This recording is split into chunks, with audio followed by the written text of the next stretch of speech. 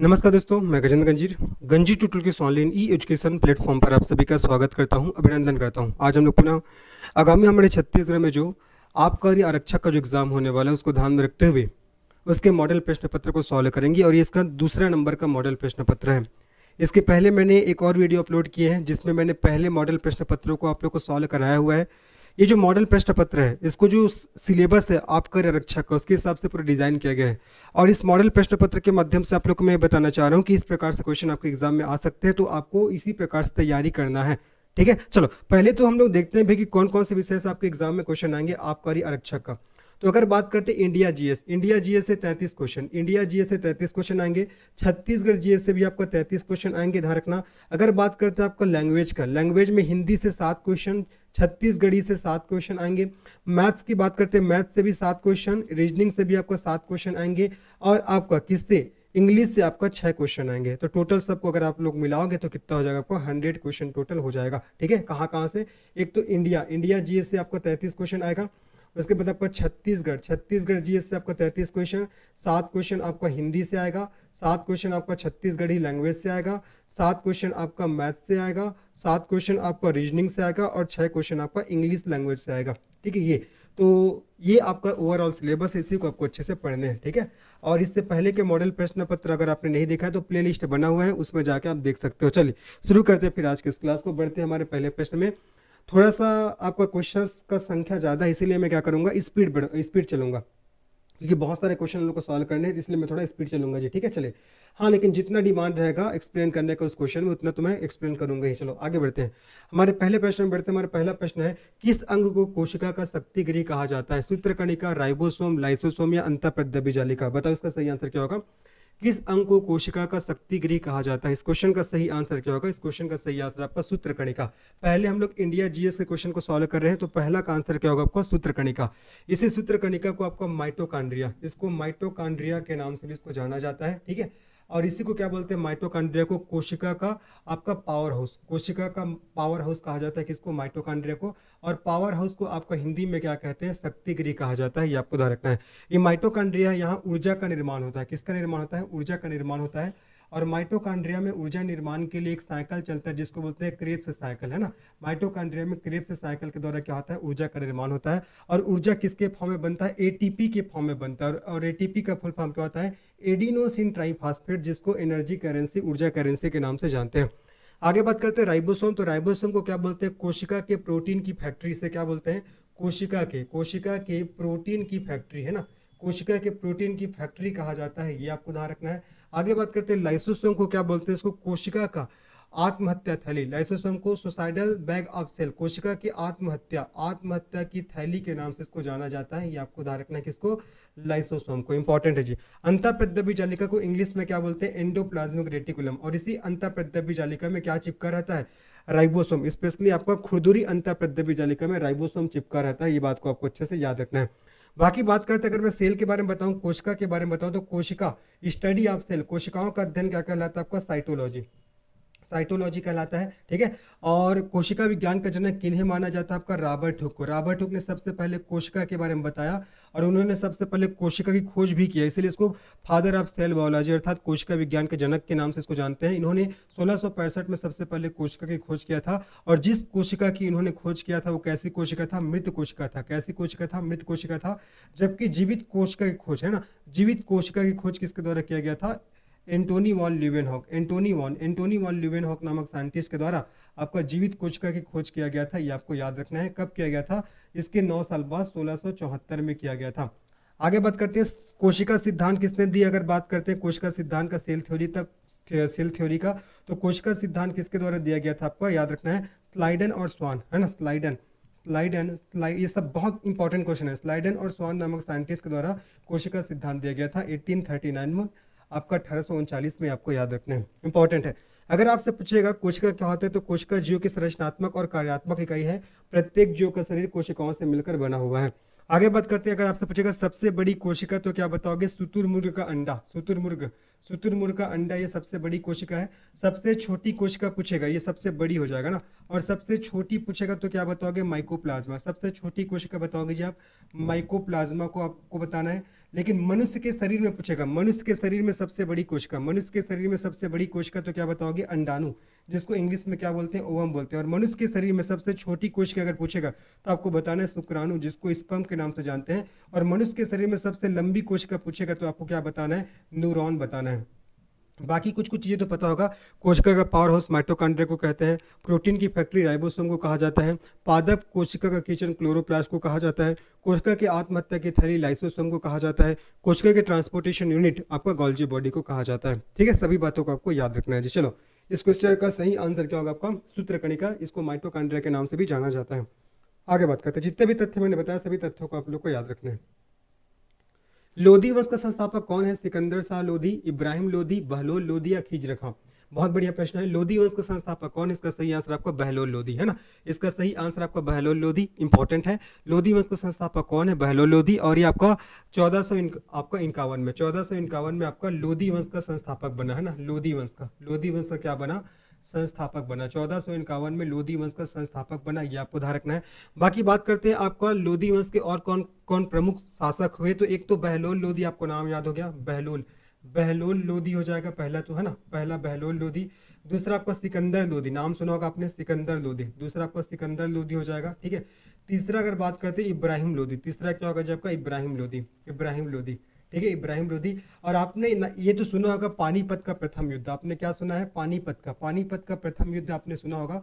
तो जो पानीपत का प्रथम युद्ध हुआ था, ये कब हुआ था आपका, 1526 में हुआ था। किसके बीच में हुआ था आपका, बाबर वर्सेस इब्राहिम लोधी, बाबर वर्सेस इब्राहिम है ना, इब्राहिम लोधी, इनके बीच क्या हुआ था आपका, पानीपत का प्रथम युद्ध हुआ था, ये आपको याद रखना है ना।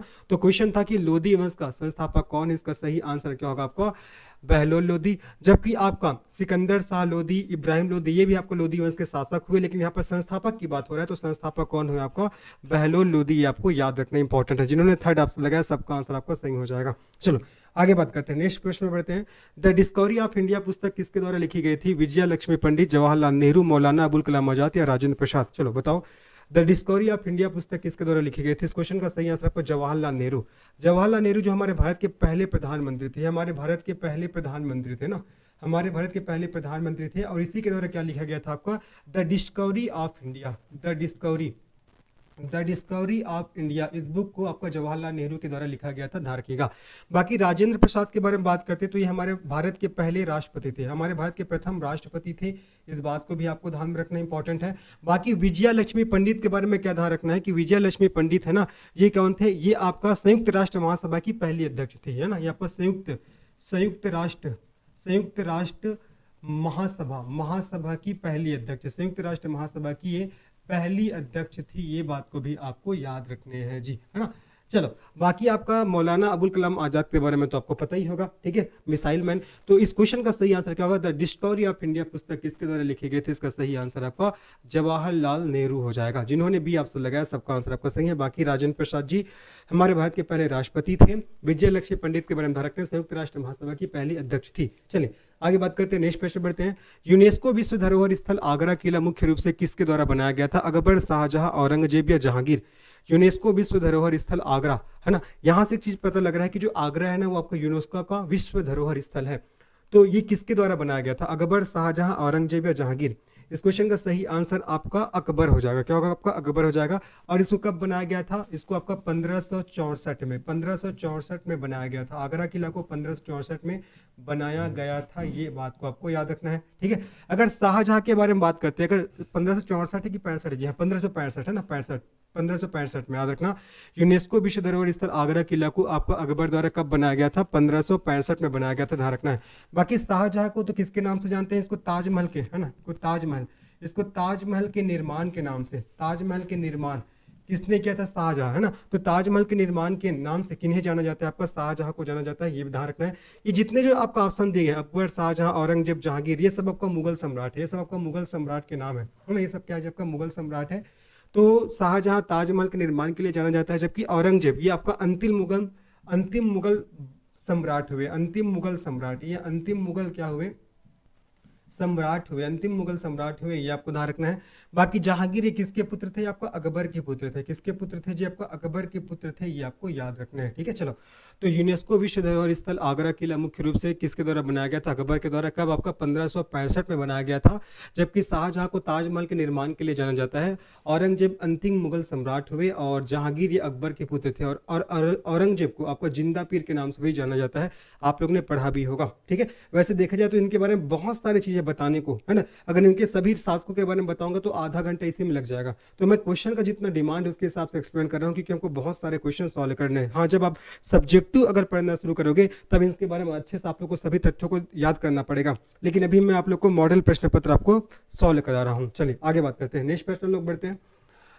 नेक्स्ट प्रश्न नंबर क्या देखते हैं? आपका वस्तु और सेवा कर जीएसटी के कार्यान्वयन के उपलक्ष्य के किस दिन को जीएसटी दिवस के रूप में मनाया जाता है? 30 जून, 1 जुलाई, 2 जुलाई या 3 जुलाई? वस्तु और सेवा कर जीएसटी के कार्यान्वयन के उपलक्ष्य में किस दिन को जीएसटी दिवस के रूप में मनाया जाता है? इसका सही आंसर आपका 1 जुलाई। जिन्होंने आपका सेकंड ऑप्शन लगाया सबका आंसर आपका सही हो जाएगा, ठीक है। अगर बात करते हैं जीएसटी को कब लॉन्च किया गया था? जीएसटी को ना आपका 1 जुलाई 2017 को 1 जुलाई 2017 को 1 जुलाई 2017 को क्या किया गया था? आपका लॉन्च किया गया था, ठीक है। लॉन्च किया गया था। जीएसटी को कब लॉन्च किया गया था? आपका 1 जुलाई 2017 को, है ना। तो इसी आधार पर आपका 1 जुलाई को जीएसटी दिवस के रूप में मनाया जाता है। ये आपको अच्छे से याद रखना है, इंपॉर्टेंट है जी। चलिए आगे बात करते हैं। माजुली एक नदी द्वीप है जो निम्नलिखित में से किस नदी पर स्थित है? ब्रह्मपुत्र, गोदावरी, नर्मदा या महानदी? बताइए। माजुली एक नदी द्वीप है जो निम्नलिखित में से किस नदी पर स्थित है? इस क्वेश्चन का सही आंसर आपका ब्रह्मपुत्र नदी हो जाएगा। जिन्होंने ये आपसे लगाया सबका आंसर सही है। ये दुनिया का सबसे बड़ा नदी द्वीप है ना। ये आपका दुनिया का, अगर माजुली द्वीप की बात करते हैं ना, माजुली द्वीप ये दुनिया का सबसे बड़ा, ये दुनिया का सबसे बड़ा क्या है? आपका नदी द्वीप है, ठीक है। नदी द्वीप है, ये आपको ध्यान रखना है। जो कौन से नदी पर है? आपका ब्रह्मपुत्र नदी पर। कौन सी नदी पर है? जो आपका ब्रह्मपुत्र नदी पर है, ये आपको याद रखना है। चलो बाकी कुछ और बताता हूँ। महानदी, अगर महानदी की बात करते हैं तो महानदी का उद्गम आपका छत्तीसगढ़ में सिहावा पहाड़ी से हुआ है, धमतरी जिला के। और सिहावा पहाड़ी का प्राचीन नाम सुक्ति मुक्ति पर्वत। महानदी की कुल लंबाई 858 किलोमीटर, लेकिन हमारे छत्तीसगढ़ में 286 किलोमीटर में प्रवाहित होती है। इसे हमारे छत्तीसगढ़ की जीवन रेखा कहते हैं। और इसी महानदी पर आपका उड़ीसा में हीराकुंड डैम बनाया गया है। ये बात को आपको अच्छे से याद रखना है जी, ठीक है। और महानदी का ढाल कौन सी दिशा की ओर है? पूर्व दिशा की ओर है। ये बात को भी आपको ध्यान रखना है। बाकी नर्मदा नदी का उद्गम आपका अमरकंटक की पहाड़ी, मध्य प्रदेश की अमरकंटक की पहाड़ी से ना, अमरकंटक की पहाड़ी से नर्मदा नदी का उद्गम हुआ है। इस बात को ध्यान रखना है। और नर्मदा नदी अपना जल कहाँ गिराती है? आपका अरब सागर, है ना। ये अरब सागर में क्या करती है? अपना जल गिराती है, ध्यान रखना। और नर्मदा नदी है ना, ये आपका भ्रंश घाटी से होकर प्रवाहित होती है। इसको भी आपको ध्यान में रखना है, ठीक है। आगे बात करते हैं गोदावरी नदी। गोदावरी नदी को आपका प्रायद्वीपीय भारत की सबसे बड़ी नदी माना गया है ना, या ये सबसे बड़ी नदी है। ये प्रायद्वीपीय भारत की सबसे बड़ी नदी है। प्रायद्वीपीय भारत की क्या आपका सबसे बड़ी, प्रायद्वीपीय भारत की सबसे बड़ी नदी है।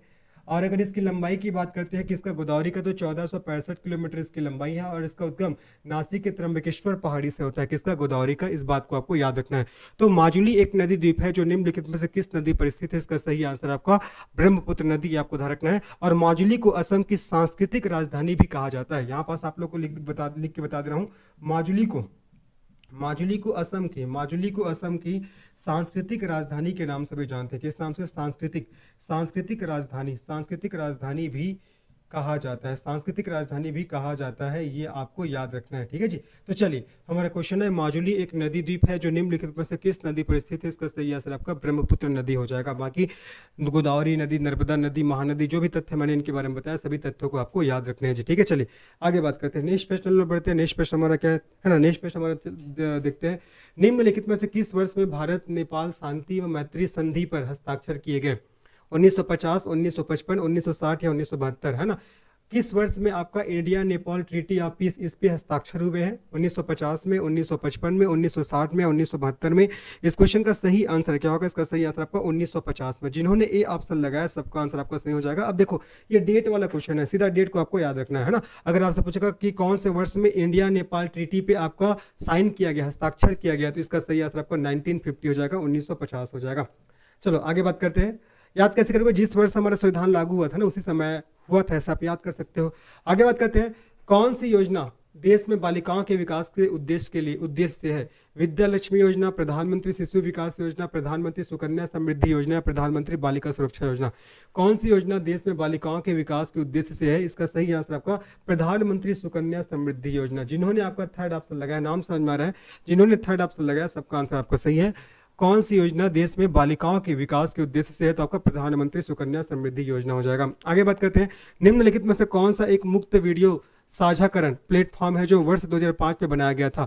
इंस्टाग्राम, फेसबुक, यूट्यूब या लिंक्डइन? चलो बताओ, कौन सा एक मुक्त वीडियो साझाकरण प्लेटफॉर्म है जो वर्ष 2005 में बनाया गया था? इसका सही आंसर आपका यूट्यूब हो जाएगा। इसका सही आंसर क्या होगा आपका? यूट्यूब। देखो, जो आपका यूट्यूब है आज बहुत बड़ा प्लेटफॉर्म बन गया है, ठीक है। तो YouTube है, इसका निर्माण कब किया गया था? आपका वर्ष 2005 में। कब जी? आपका वर्ष 2005 में। क्वेश्चन आ सकता है कि इसका निर्माण कब हुआ था? वर्ष 2005 में हुआ था, ये आपको याद रखना है ना। तो इस क्वेश्चन का सही आंसर क्या होगा? जिन्होंने आपका थर्ड ऑप्शन लगाया सबका आंसर आपका हो जाएगा सही, है ना, YouTube। आगे बात करते हैं, विश्व आर्द्र भूमि दिवस किस दिन मनाया जाता है? 2 फरवरी, 2 मार्च, 22 मार्च या 22 मई? विश्व आर्द्र भूमि, वर्ल्ड आपका वेटलैंड डे, है ना। विश्व आर्द्र भूमि दिवस किस दिन मनाया जाता है? इसका सही आंसर क्या होगा? इसका सही आंसर आपका 2 फरवरी। इसका सही आंसर आपका 2 फरवरी हो जाएगा, ठीक है। जबकि आपका 22 मार्च को क्या मनाते हैं? 22 मार्च को आपका विश्व जल दिवस। 22 मार्च को तो विश्व जल दिवस मनाया जाता है। 22 मार्च को विश्व जल दिवस मनाया जाता है, ये आपको ध्यान रखना है। उसके बाद अगर पूछेगा 22 मई, 22 मई को क्या मनाते हैं? 22 मई को आपका अंतर्राष्ट्रीय जैव विविधता दिवस। अंतर्राष्ट्रीय 22 मई को आपका अंतर्राष्ट्रीय अंतर्राष्ट्रीय जैव विविधता दिवस मनाया जाता है। ध्यान रखेंगे, आपका 22 मई को ना अंतर्राष्ट्रीय जैव विविधता दिवस मनाते हैं, जबकि 22 मार्च को विश्व जल दिवस मनाते हैं। और 22 अप्रैल, अगर पूछेगा 22 अप्रैल, तो 22 अप्रैल को क्या मनाया जाता है? पृथ्वी दिवस। 22 अप्रैल को पृथ्वी दिवस मनाते हैं, ये बात को भी आपको ध्यान रखना है। तो क्वेश्चन ये था कि विश्व आर्द्र भूमि दिवस किस दिन मनाया जाता है? इसका सही आंसर आपका 2 फरवरी हो जाएगा। 22 मार्च को विश्व जल दिवस, 22 अप्रैल को पृथ्वी दिवस और 22 मई को अंतर्राष्ट्रीय जैव विविधता दिवस, इसको भी आपको ध्यान रखना है जी, इंपॉर्टेंट है। अब आर्द्र भूमि दिवस आपका 2 फरवरी। चलिए आगे बात करते हैं, उत्तरी गोलार्ध में सबसे छोटा दिन और सबसे लंबी रात कब होती है? 21 जून, 22 दिसंबर, 21 जुलाई या 22 नवंबर? बताइए, उत्तरी गोलार्ध की बात हो रहा है, सबसे छोटा दिन और सबसे लंबी रात कब होती है? 21 जून, 22 दिसंबर, 21 जुलाई और 22 नवंबर। इस क्वेश्चन का सही आंसर आपका क्या हो जाएगा? सेकंड ऑप्शन आपका 22 दिसंबर, है ना। अब ये डेट को आप लोग को याद रखना है, सबसे छोटा दिन और सबसे लंबी रात कब होती है? आपका 22 दिसंबर को होती है, इसको भी आपको अच्छे से याद रखते हैं। चलो आगे बात करते हैं, नेक्स्ट प्रश्न लोग बढ़ते हैं। यूआरएल का फुल फॉर्म क्या है? Uniform resource locator, uniform resource loader, uniform resource linker या यूनिवर्सल रिसोर्स लिस्ट? यूआरएल का आपको यूआरएल है ना, यूआरएल का आपको फुल फॉर्म बताना, uniform resource locator, uniform resource loader और आपका यूनिफॉर्म रिसोर्स लिंकर और यूनिवर्सल रिसोर्स लिस्ट। चलो देखो क्या पूछ रहा है आपका यूआरएल, तो यूआरएल का फुल फॉर्म होगा आपका यूनिफॉर्म रिसोर्स लोकेटर। जिन्होंने आपका ए ऑप्शन लगा है यूनिफॉर्म रिसोर्स लोकेटर, इसका सही आंसर होगा किसका? यूआरएल का, ठीक है। यूआरएल इसका फुल फॉर्म क्या होगा आपका? Uniform resource locator. अब देखो फुल फॉर्म याद करना है, जाहिर सी बात है इसको आपको याद करना पड़ेगा, इसमें ज्यादा एक्सप्लेन करने वाला चीज है ही नहीं। भारत की संप्रभुता, एकता और अखंडता की रक्षा और उसे अक्षुण्ण रखना किसके तहत उल्लिखित प्रावधान है? संविधान की प्रस्तावना, राज्य के नीति निर्देशक तत्व, मौलिक अधिकार या मौलिक कर्तव्य? भारत की संप्रभुता, एकता और अखंडता की रक्षा और उसे अक्षुण्ण रखना किसके तहत उल्लिखित प्रावधान है? इसका सही आंसर आपका मौलिक कर्तव्य। जिन्होंने फोर्थ ऑप्शन लगाया सबका आंसर आपका सही है, इसका सही आंसर आपका मौलिक कर्तव्य। और मौलिक कर्तव्य कौन से भाग में है? हमारे संविधान के भाग 4A में है ना, हमारे संविधान के भाग 4A में है। और अगर आर्टिकल की बात करते हैं तो अनुच्छेद आपका 51A है ना, अनुच्छेद 51A में क्या आपका मौलिक कर्तव्य, फंडामेंटल ड्यूटीज के बारे में पूरा बताया गया है, ध्यान रखना। और इसको स्वर्ण सी समिति के कमेटी के सिफारिश पर इसको हमारे संविधान में शामिल किया गया, ये बात को भी आपको ध्यान रखना है। और इसको ना आपका 42वें संविधान संशोधन 1976 के तहत किया गया था, इसको आपका शामिल किया गया था, ठीक है। तो भारत की संप्रभुता, एकता और अखंडता की रक्षा और उसे अक्षुण्ण रखना किसके तहत उल्लिखित प्रावधान है? तो आपका फंडामेंटल ड्यूटीज अर्थात आपका मौलिक कर्तव्य हो जाएगा, ये आपको ध्यान रखना है, ठीक है। और आर्टिकल 51A में कुल 11 मौलिक कर्तव्य शामिल है। कितने? 11 मौलिक कर्तव्य, 11 फंडामेंटल ड्यूटीज शामिल है, ये बात को भी आपको ध्यान रखना है। इन्होंने फोर्थ ऑप्शन लगाया, सबका आंसर आपका सही हो जाएगा। आगे बात करते हैं संविधान की प्रस्तावना, संविधान की प्रस्तावना, प्रियम्बल ऑफ कॉन्स्टिट्यूशन, संविधान की प्रस्तावना आप लोग ने पढ़ा ही होगा, ठीक है। तो आपका ये तो नहीं है, राज्य के नीति निर्देशक तत्व, इसको इंग्लिश में क्या बोलते हैं, डीपीएसपी। क्या बोलते हैं इसको, डीपीएसपी बोलते हैं, directive principle of state policy. ठीक है, इसको डीपीएसपी के नाम से जानते हैं, directive principle of state policy. और मौलिक अधिकार, इसका वर्णन हमारे संविधान के भाग 3 में है, भाग 3 में ये आपको ध्यान रखना है। और राज्य के नीति निर्देशक तत्व, इसका सिद्धांत हमारे इसका जो कॉन्सेप्ट है हमारे संविधान के कौन से भाग में है, आपका भाग 4 में। ठीक है, भाग 4 में है, ये आपको ध्यान रखना है, इंपॉर्टेंट है जी। तो राज्य की नीति निर्देशक तत्व, तो इसका आपका उल्लेख संविधान के भाग 4 में है। मौलिक अधिकार, इसका उल्लेख भाग 3 में है। और मौलिक कर्तव्य का भाग 4A में है, ये आपको ध्यान रखना है। ठीक है, चलो, तो जिन्होंने आपको 4th ऑप्शन लगाया सबका आंसर आपका सही हो जाएगा। आगे बात करते हैं, नेक्स्ट प्रश्न है, भारत का आर्थिक सर्वेक्षण किसके द्वारा प्रकाशित किया जाता है? वित्तीय सेवा विभाग, आर्थिक मामलों का विभाग, राजस्व विभाग या सार्वजनिक व्यय विभाग? तो भारत का आर्थिक सर्वेक्षण किसके द्वारा प्रकाशित किया जाता है? इसका सही आंसर आपको आर्थिक मामलों का विभाग। जिन्होंने आपको सेकंड ऑप्शन लगाया सबका आंसर आपको सही है। वित्त मंत्रालय हर साल केंद्रीय बजट के ठीक पहले संसद में क्या करता है, आपका सर्वेक्षण प्रस्तुत करता है। तो जिन्होंने आपका सेकंड ऑप्शन लगाया सबका आंसर आपको सही हो जाएगा। आगे बात करते हैं, निम्नलिखित में से कौन सा मोबाइल सिस्टम में डीडोस हमले के लिए मालिक द्वारा ट्रिगर होने की प्रतीक्षा करता है? बॉटनेट, प्रोग्राम, वायरस या वर्म? कौन सा मोबाइल सिस्टम में डीडोस हमले के लिए मालिक द्वारा ट्रिगर होने की प्रतीक्षा करता है? इसको याद करना है आप लोग को। इसका सही आंसर आपका बॉटनेट हो जाएगा। जिन्होंने आपका ए ऑप्शन लगाया सबका आंसर आपका सही हो जाएगा, बॉटनेट हो जाएगा, है ना। चलिए आगे बात करते हैं, नेक्स्ट प्रश्न बढ़ते हैं आपका। चौरा चौरी कांड के समय भारत का वायसराय कौन था? Lord Reading, Lord Cornwallis, Lord Hardinge या लॉर्ड चेम्सफोर्ड? चौरा चौरी कांड, है ना, चौरा चौरी कांड जो हुआ था उस समय भारत के वायसराय कौन थे? Lord Reading, Lord Cornwallis, Lord Hardinge या लॉर्ड चेम्सफोर्ड? इसका सही आंसर आपको लॉर्ड रीडिंग हो जाएगा, है ना। जिन्होंने ए ऑप्शन लगाया सबका आंसर आपको सही है। और चौरा चौरी कांड कब हुआ था आपका? चौरा चौरी कांड, है ना, चौरा चौरी कांड ये कब हुआ था आपका? 4 अप्रैल 1922 को, 4 अप्रैल 1922 को क्या हुआ था आपका? चौरा चौरी कांड हुआ था, आप लोग को पता ही होगा। अब ये क्वेश्चन है कि चौरा चौरी कांड के समय भारत का वायसराय कौन था? इसका सही आंसर आपका लॉर्ड रीडिंग हो जाएगा। अप्रैल है कि फरवरी है यार? फरवरी है भाई, है ना, 4 फरवरी याद रखना, 4 फरवरी 1922। देखो याद रखना ये डेट सेम है, बस ये अप्रैल की जगह में फरवरी की जगह मैंने अप्रैल लिख दिया था। 4 फरवरी आपका 1922 हो जाएगा। ठीक है, इस दिन क्या हुआ था आपका? चौरा चौरी कांड हुआ था, याद रखना। उस समय वायसराय कौन थे? लॉर्ड रीडिंग थे, आपको ध्यान रखना है। ठीक है, और कहाँ हुआ था आपका? ये हुआ था उत्तर प्रदेश के गोरखपुर में, है ना, याद रखना आपका उत्तर प्रदेश के, यूपी के कहाँ? गोरखपुर में, यूपी के गोरखपुर में हुआ था। 4 फरवरी 2022 को जो चौरा चौरी कांड होता है वो कहाँ होता है आपका? उत्तर प्रदेश के गोरखपुर में हुआ था। ठीक है, और इसी चौरा चौरी घटना के बाद, है ना, इसी आपका चौरा चौरी घटना के बाद, चौरा चौरी कांड के बाद असहयोग आंदोलन को वापस ले लिया गया था। किसको? असहयोग आंदोलन को। असहयोग आंदोलन को क्या कर दिया गया था आपका? वापस ले लिया गया था। असहयोग आंदोलन को वापस ले लिया गया था, ये आपको अच्छे से याद रखना है जी। ठीक है, चलो, तो चौरा चौरी कांड के समय भारत का वायसराय कौन था? इसका सही आंसर आपको लॉर्ड रीडिंग। कब हुआ था? 4 फरवरी 1922 को हुआ था, है ना। और इसी के बाद में असहयोग आंदोलन को वापस ले लिया गया था, ध्यान रखना। और कब लिया गया था असहयोग आंदोलन को वापस? इसके 8 दिन बाद, अर्थात 12 फरवरी। ठीक है, 12 फरवरी 1922 को ना असहयोग आंदोलन को वापस ले लिया गया था। जिन्होंने आपका ए ऑप्शन लगाया सबका आंसर आपको सही हो जाएगा, 4 फरवरी 1922 जी, है ना। आगे बात करते हैं, निम्नलिखित में से किसने 1930 में भौतिकी का नोबेल पुरस्कार जीता? मेघनाथ साहा, एस.एन. बोस, सी.वी. रमन या बिरबल साहनी? बताइए किसने 1930 में 1930 में भौतिकी का नोबेल पुरस्कार जीता, फिजिक्स का नोबेल प्राइज? इसका सही आंसर क्या होगा? इसका सही आंसर आपका सी.वी. रमन। ठीक है, प्रकाश के प्रकीर्णन पर उसके काम और प्रभाव की खोज के लिए सी.वी. रमन को 1930 में भौतिकी का नोबेल पुरस्कार प्रदान किया गया। आप लोग को बताना है कि अभी जो लास्ट ईयर है ना, अभी जो लास्ट ईयर जो नोबेल प्राइज मिला है, नोबेल प्राइज फिजिक्स के क्षेत्र में, तो फिजिक्स के क्षेत्र में किसको दिया गया है? फिजिक्स के क्षेत्र में किसको दिया गया है ये आपको कमेंट सेक्शन में बताने हैं। चलिए आगे बात करते हैं, नेक्स्ट प्रश्न लोग बढ़ते हैं। किस राज्य के प्रशासन में अष्ट प्रधानमंत्री परिषद विद्यमान थी? अब देखो बहुत सारे क्वेश्चन है, इसलिए मैं उतना ज्यादा जितना डिमांड है उसके हिसाब से मैं एक्सप्लेन कर रहा हूँ जी। ठीक है, क्योंकि बहुत लंबा हो जाएगा, क्योंकि हम लोग अभी लैंग्वेज के क्वेश्चन सॉल्व करेंगे, रीजनिंग बनाएंगे, छत्तीसगढ़ के जीएस सॉल्व करेंगे, इंग्लिश के क्वेश्चन सॉल्व करेंगे, बहुत समय लगेगा। इसलिए जितना डिमांड है उसके आधार पर मैं क्या कर रहा हूँ, एक्सप्लेन कर रहा हूँ। चलिए देखते हैं, किस राजा के प्रशासन में अष्ट प्रधानमंत्री परिषद विद्यमान थे? कृष्णदेवराय या चंद्रगुप्त मौर्य या छत्रपति शिवाजी महाराज या अशोक? चलो इसका सही आंसर आपका छत्रपति शिवाजी महाराज। जिन्होंने आपका थर्ड ऑप्शन लगाया सबका आंसर आपका सही है। बाकी कृष्णदेवराय के बारे में ध्यान रखना है, ये आपका विजयनगर साम्राज्य के ना, ये आपका विजयनगर, ये विजयनगर साम्राज्य के, विजयनगर साम्राज्य के क्या थे आपका? सम्राट थे, विजयनगर साम्राज्य के सम्राट थे, ये आपको ध्यान रखना है। बाकी चंद्रगुप्त मौर्य ये आपका मौर्य वंश के, ये आपका मौर्य वंश से कौन थे? संस्थापक हुए, ये मौर्य वंश के संस्थापक हुए, ये आपको ध्यान रखना है। बाकी ये तो पता होगा अशोक के बारे में, देवनामप्रिय अशोक के बारे में तो पता होगा। ये किसके पुत्र थे भाई? ये आपका बिंदुसार के, ये आपका बिंदुसार, बिंदुसार के पुत्र थे, ये आपको ध्यान रखना है, ठीक है। चलो, तो किस राजा के प्रशासन में अष्टप्रधान मंत्री परिषद विद्यमान थी, इसका सही आंसर आपका छत्रपति शिवाजी महाराज। और याद रखना, कृष्णदेवराय का संबंध विजयनगर सम्राट से था, और चंद्रगुप्त मौर्य मौर्य वंश के संस्थापक हुए, है ना, और अशोक बिंदुसार के पुत्र थे।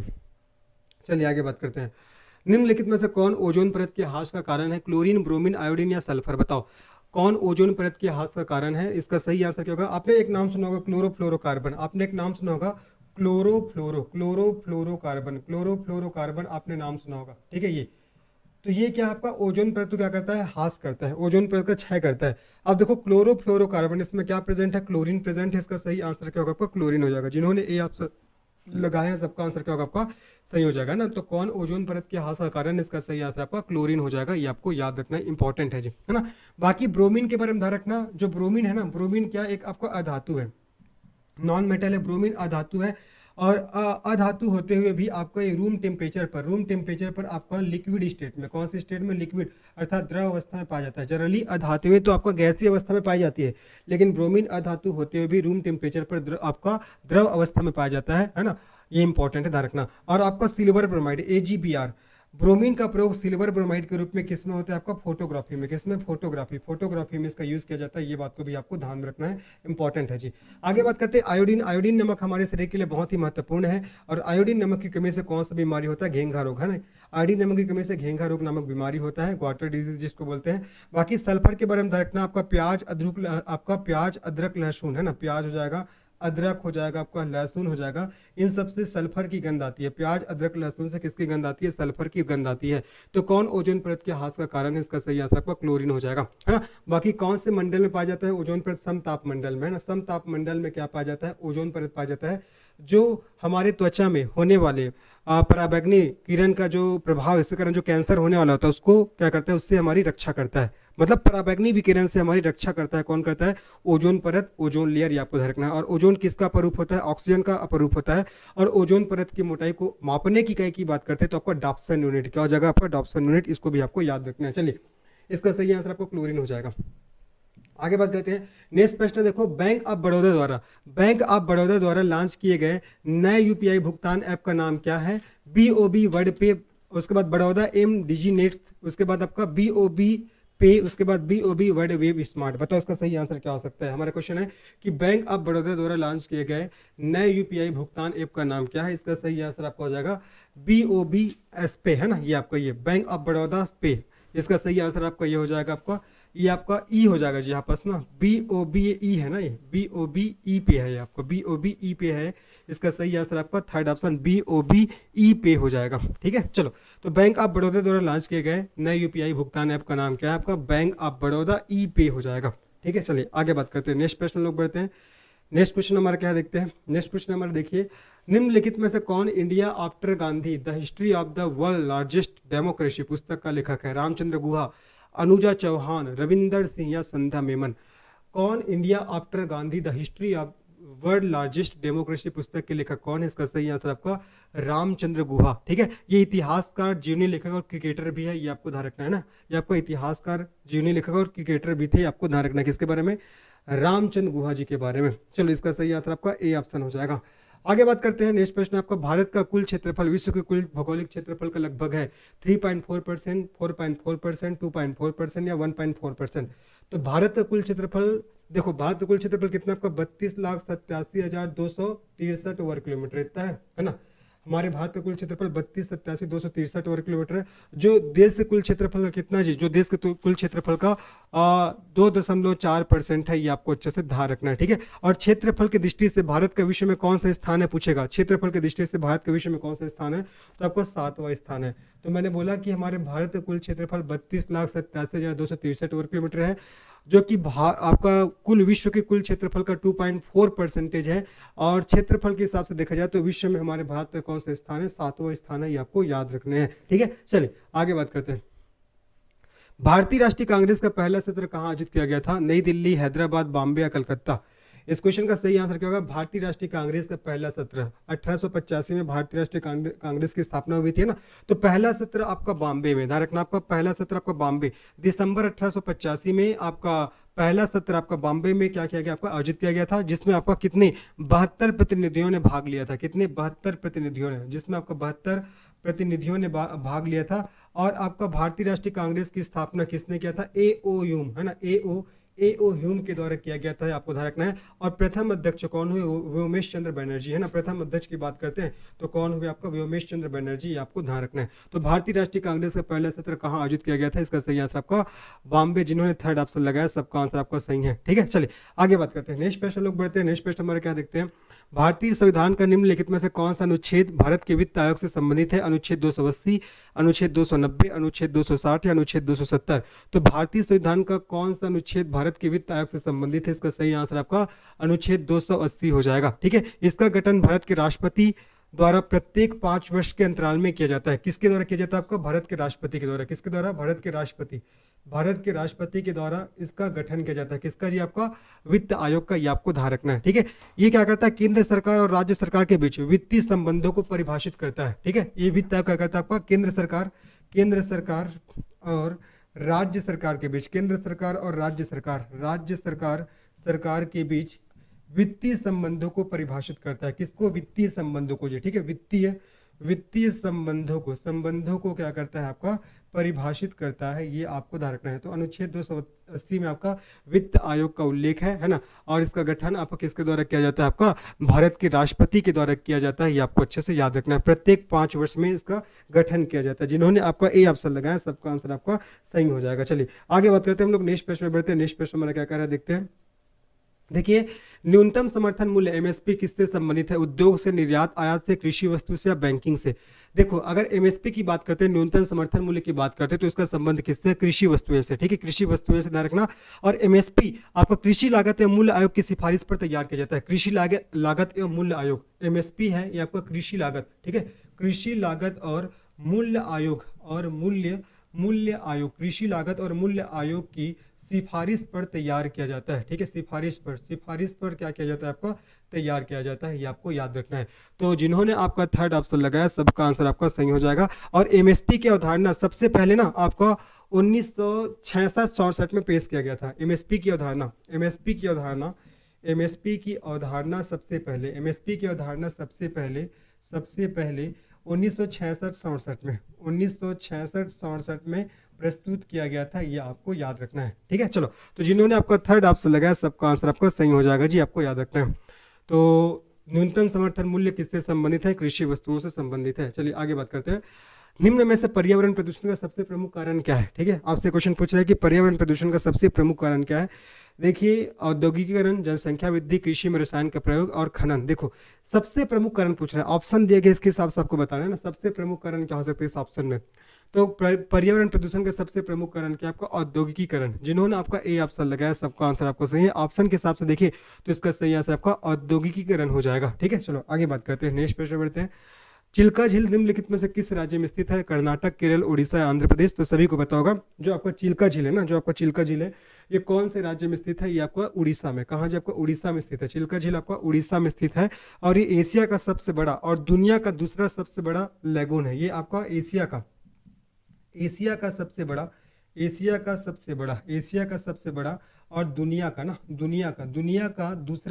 दुनिया का दूसरा सबसे बड़ा क्या है, आपका लैगून है, ये आपको ध्यान रखना है। और कहाँ है आपका, ये उड़ीसा में। चिल्का झील कहाँ है, आपका उड़ीसा में, ये आपको याद रखना है। चलो आगे बात करते हैं, नेक्स्ट प्रश्न लोग बढ़ते हैं। हमारा नेक्स्ट प्रश्न है, भारत में वायु रोकथाम और प्रदूषण नियंत्रण अधिनियम किस वर्ष में पारित किया गया था। बहुत इंपॉर्टेंट है, इस क्वेश्चन को स्टार मार्क कर लीजिएगा। भारत में वायु रोकथाम और प्रदूषण नियंत्रण अधिनियम किस वर्ष में पारित किया गया था, 1995, 1947, 1965 या 1981। इसका सही आंसर आपका 1981 हो जाएगा। 16 मई आपका 1981, ध्यान रखना आपको इसका डेट, आपका 16 मई, ठीक है। 16 मई आपका 1981। तो भारत में वायु रोकथाम और प्रदूषण नियंत्रण अधिनियम किस वर्ष में पारित किया गया था, आपका 1981 को। एग्जैक्ट डेट की बात करते हैं तो आपका 16 मई 1981 हो जाएगा, ठीक है। आपका वायु प्रदूषण के रोकथाम और नियंत्रण के लिए इसको लागू किया गया था। इसका सही आंसर आपका 16 मई 1981 हो जाएगा। चलिए आगे बात करते हैं, नेक्स्ट प्रश्न बढ़ते हैं। मानवाधिकार दिवस कब मनाया जाता है, प्रत्येक वर्ष 10 दिसंबर, प्रत्येक वर्ष 20 दिसंबर, प्रत्येक वर्ष 1 दिसंबर या प्रत्येक वर्ष 31 दिसंबर। बताइए, मानवाधिकार दिवस किस तिथि को मनाया जाता है। इसका सही आंसर क्या होगा, इसका सही आंसर आपका प्रत्येक वर्ष 10 दिसंबर को मानव अधिकार दिवस मनाते हैं। जबकि आपका 20 दिसंबर को अंतर्राष्ट्रीय मानव एकता दिवस है ना, 20 दिसंबर को आपका अंतर्राष्ट्रीय 20 दिसंबर को अंतर्राष्ट्रीय मानव एकता दिवस मनाते हैं, ठीक है, एकता दिवस। जबकि आपका 10 दिसंबर को मानवाधिकार दिवस, 10 दिसंबर को आपका मानवाधिकार दिवस मनाया जाता है, ठीक है। और आपका प्रत्येक वर्ष 1 दिसंबर को तो आपका वर्ल्ड एड्स डे है ना, वर्ल्ड एड्स आपका एड्स डे मनाया जाता है, ये आपको ध्यान रखना है, ठीक है, एड्स दिवस मनाया जाता है, याद रखेंगे। चलो आगे बात करते हैं। इस क्वेश्चन का सही आंसर जिन्होंने ए ऑप्शन लगाया सबका आंसर आपको सही है। माना जाता है कि दिल्ली के महरौली में स्थित लौह स्तंभ किसकी उपलब्धियों को दर्ज करता है? अशोक, चंद्रगुप्त मौर्य, समुद्रगुप्त या चंद्रगुप्त द्वितीय। मतलब पूछ रहा है कि दिल्ली के महरौली में स्थित लौह स्तंभ किसकी उपलब्धियों को दर्ज करता है? अशोक, चंद्रगुप्त मौर्य, उसके बाद समुद्रगुप्त, फिर आपका चंद्रगुप्त द्वितीय। इसका सही आंसर आपका चंद्रगुप्त द्वितीय। इसका सही आंसर क्या होगा? आपका चंद्रगुप्त द्वितीय। इसे आपका विक्रमादित्य के नाम से भी जानते थे। किस नाम से? विक्रमादित्य, है ना। तो इसे विक्रमादित्य के नाम से भी इसको जाना जाता था, है ना, जाना जाता था, ये आपको ध्यान रखना है। और मेहरौली, है ना, मेहरौली जो आपका लौह स्तंभ है, ठीक है, लौह स्तंभ है, इसका संबंध किससे है? आपका चंद्रगुप्त द्वितीय अर्थात विक्रमादित्य से है, ये आपको ध्यान रखना है। बाकी इन सबके बारे में तो पता होगा। समुद्रगुप्त को भारत का नेपोलियन, इसको भारत का नेपोलियन के नाम से इसको जाना जाता है, ध्यान रखना, ठीक है। चंद्रगुप्त मौर्य के बारे में तो पता होगा, इन्होंने आपका किसकी? मौर्य वंश की, है ना, मौर्य वंश की इन्होंने नींव रखा था, मौर्य वंश का संस्थापक हुए ये। और अशोक के बारे में तो पता होगा, किसके पुत्र थे? बिंदुसार के पुत्र थे, है ना। चलो इसका सही आंसर आपका चंद्रगुप्त द्वितीय हो जाएगा जी, ठीक है, विक्रमादित्य के नाम से जिसको जानते थे। सीपीआई निम्नलिखित में से किसका सही संक्षिप्त रूप है? उपभोक्ता मूल्य ब्याज, उपभोक्ता मूल्य सूचकांक, ग्राहक मूल्य सूचकांक या आपका प्रथागत मूल्य सूचकांक। क्वेश्चन है हमारा, सीपीआई निम्नलिखित में से किसका सही संक्षिप्त रूप है? अगर सीपीआई की फुल फॉर्म की बात करते हैं तो कंज्यूमर प्राइस इंडेक्स हो जाएगा, ठीक है, कंज्यूमर प्राइस इंडेक्स इसका फुल फॉर्म हो जाएगा। अब यहाँ से आप आंसर तक जा सकते हो। सीपीआई किसका सही आपका संक्षिप्त रूप है? तो आपका क्या हो जाएगा? ग्राहक मूल्य सूचकांक। जिन्होंने आपका, सॉरी ग्राहक बोलता हूँ जी, उपभोक्ता, कंज्यूमर है ना, तो उपभोक्ता मूल्य सूचकांक, जिन्होंने आपका सेकंड ऑप्शन लगाया सबका आंसर आपका सही हो जाएगा।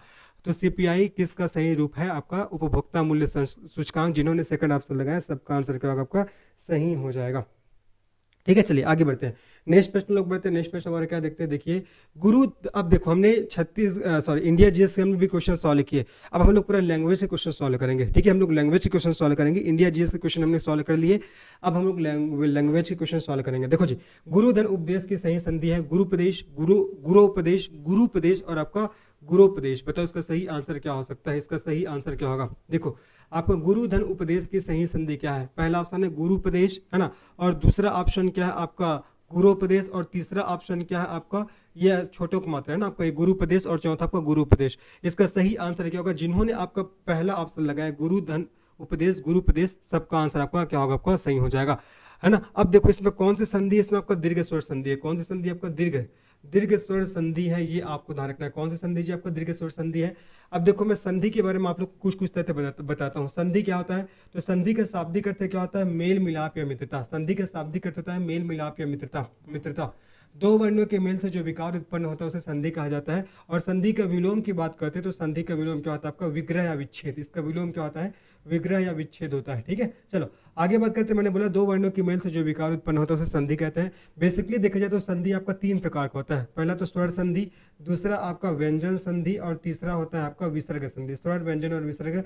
लेकिन ध्यान रखना जो स्वर संधि है, स्वर संधि के अगेन 5 प्रकार है। 5 प्रकार कौन कौन सा है? सबसे पहला दीर्घ स्वर संधि, दूसरा आपका गुण स्वर संधि, तीसरा आपका वृद्धि स्वर संधि, उसके बाद चौथा आपका यन स्वर संधि, और पांचवा आपका अयादि स्वर संधि, ठीक है। तो जो यहाँ पास क्वेश्चन पूछा है कि गुरु धन उपदेश की सही संधि क्या है, तो आपका गुरुपदेश। इसमें कौन सी संधि आपका दीर्घ स्वर संधि है, ये आपको ध्यान रखना। दैट मींस स्वर संधि के अंतर्गत आएगा। इसका सही आंसर आपका ए ऑप्शन हो जाएगा। आगे बात करते हैं। निम्नलिखित में से तद्भव शब्द की पहचान कीजिए। मक्खन, माता, वृश्चिक या पास। देखो पहले चीज देखो आपका तत्सम, एक होता है आपका तत्सम शब्द होता है, और एक होता है आपका तद्भव शब्द। जो तत्सम शब्द किसे कहेंगे? जो संस्कृत वाले शब्द होते हैं, उसको तत्सम शब्द कहते हैं। और संस्कृत से जो नए हिंदी शब्द बनते हैं ना, उसको क्या बोलते हैं? आपका तद्भव शब्द कहा जाता है। अब यहाँ पूछ रहा है कि निम्नलिखित में से तद्भव शब्द की पहचान कीजिए। तद्भव शब्द की मक्खन, माता, वृश्य के पास, इसका सही आंसर आपका मक्खन हो जाएगा। इसका सही आंसर आपका मक्खन हो जाएगा। और मक्खन क्या है, ये तो आपका तद्भव रूप है, लेकिन इसका तत्सम रूप पूछेगा, है ना। इसका तत्सम रूप मतलब संस्कृत वाला रूप क्या होता है आपका मृक्षण, और मृषण का आपका तद्भव रूप क्या होता है आपका मक्खन होता है। क्या होता है आपका मक्खन। तो जिन्होंने आपका ए ऑप्शन लगाया है सबका आंसर आपका सही हो जाएगा, याद रखिएगा, ठीक है। और माता, ये जो आपका माता, ये माता क्या है आपका, माता एक तत्सम रूप है, इसका तद्भव क्या होगा आपका माँ हो जाएगा। इसका तद्भव क्या होगा माँ हो जाएगा। वृश्चक, वृश्चक का तद्भव क्या होगा बिच्छू, जो हिंदी वाले शब्द वही तद्भव कहलाते हैं। और पास, पास का आपका तद्भव क्या होगा, पास का तद्भव होगा जब फंदा, पास का तद्भव क्या होगा फंदा हो जाएगा, ठीक है। चलो, तो निम्नलिखित में से तद्भव शब्द की आपको पहचान करना था। कौन सा तद्भव शब्द है आपका मक्खन। बाकी माता, वृश्चक और पास ये तो तत्सम शब्द है, और इन सब का तद्भव भी बता दिया। माता का माँ, वृश्चक का बिच्छू और पास का फंदा, ये इनके तद्भव शब्द हो जाएंगे। लेकिन यहाँ पर किसके पूछ रहे हैं, मैं यहाँ क्वेश्चन पूछ रहा है कि तद्भव शब्द की पहचान कीजिए। ये तीनों जो दिया है ना, ये तीनों आपका तत्सम शब्द है, जबकि ये मक्खन क्या है तद्भव है, और मक्खन का तत्सम आपका मृक्षण हो जाएगा। ये भी आपको याद रखना है। चलिए आगे बात करते हैं। मैं उत्तम पुरुष एक वचन सर्वनाम का उत्तम पुरुष बहुवचन सर्वनाम रूप है। तू, तुम, हम और तुम लोग। चलो देखो इसका सही आंसर क्या होगा। मैं उत्तम पुरुष एक वचन सर्वनाम का उत्तम पुरुष बहुवचन सर्वनाम रूप कौन सा है। तो आपका मैं का बहुवचन रूप क्या होगा आपका हम हो जाएगा। जिन्होंने आपका थर्ड ऑप्शन लगाया सबका आंसर आपका सही है। अगर बात करता हूँ सर्वनाम का भाई, अगर मैं बात करता हूँ सर्वनाम का, तो वे शब्द जो संज्ञा शब्द की जगह प्रयुक्त होते हैं वो क्या कहलाता है आपका सर्वनाम कहलाते हैं, ठीक है।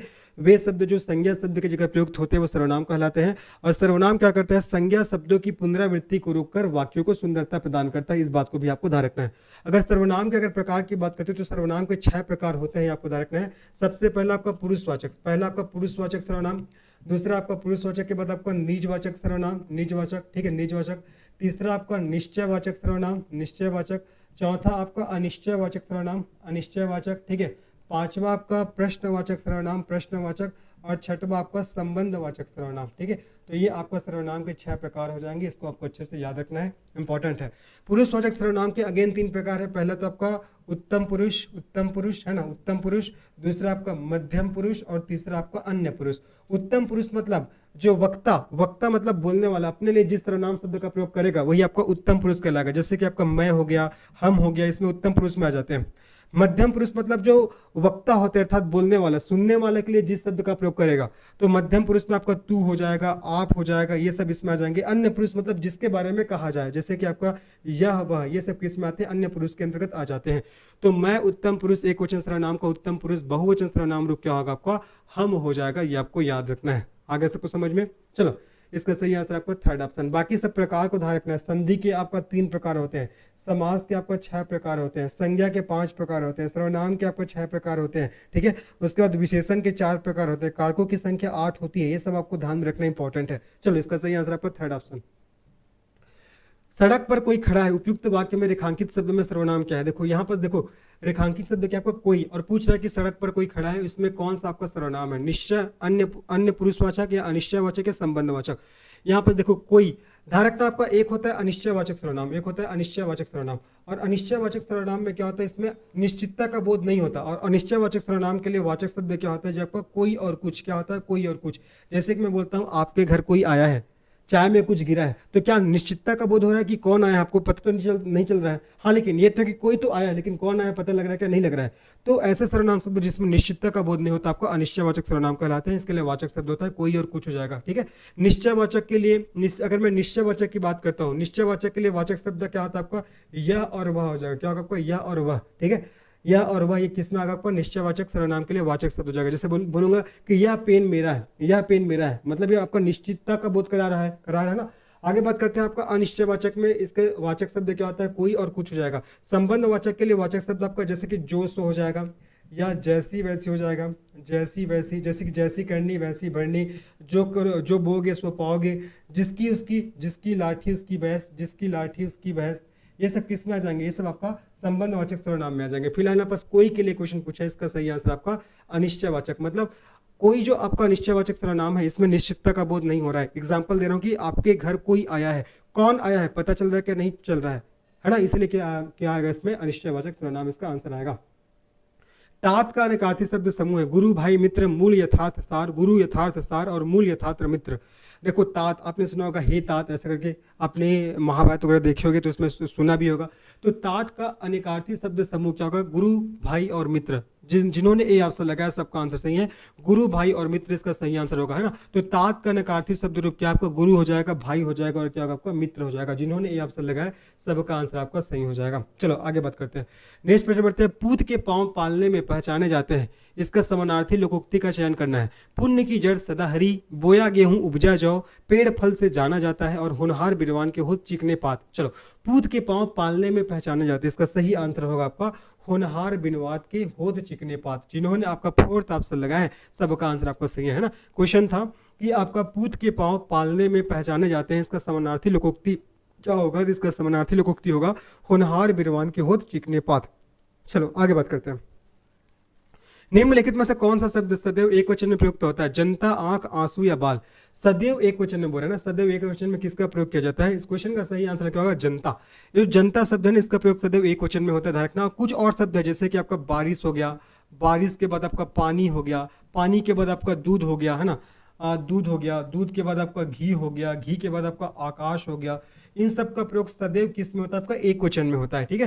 तो कौन सा शब्द सदैव एक वचन में प्रयुक्त होता है, इसका सही आंसर आपका जनता हो जाएगा, ये आपको याद रखना है, ठीक है। बारिश, पानी, दूध, घी, दही भी हो जाएगा, आकाश, ये सब का प्रयोग सदैव एक वचन में होता है, ये आपको ध्यान रखना है। वचन मतलब जो नंबर हो बताता है आपका, जब एक वचन की बात होता है तो इसमें एक की पहचान होता है, और बहुवचन मतलब एक से अधिक की पहचान होता है, ठीक है, ये आपको ध्यान रखना है। संज्ञा के जिस रूप से एक होने का बोध होता है उसे एक वचन कहेंगे, और संज्ञा के जिस रूप से एक से अधिक होने का बोध होता है उसे बहुवचन कहा जाता है, ये आपको याद रखना है। चलो इसका सही आंसर आपको जनता हो जाएगा। आगे बात करते हैं, विलोम शब्द का कौन सा युग्म सही है, गमन, प्रस्थान, अनुरक्ति, विगत, कपटी, निष्कपट, आरोह या आरोही। बताओ इसका सही आंसर क्या होगा, कौन सा युग्म सही है, गमन का प्रस्थान और अनुरक्ति का विगत, कपटी का निष्कपट। इसका सही आंसर आपका थर्ड ऑप्शन कपटी का क्या होगा आपका निष्कपट। जिन्होंने थर्ड ऑप्शन लगाया सबका आंसर आपका सही है। विलोम शब्द का कौन सा युग्म सही है, तो कपटी का निष्कपट हो जाएगा, ठीक है। चलो आगे बात करते हैं, आगे बात करते हैं।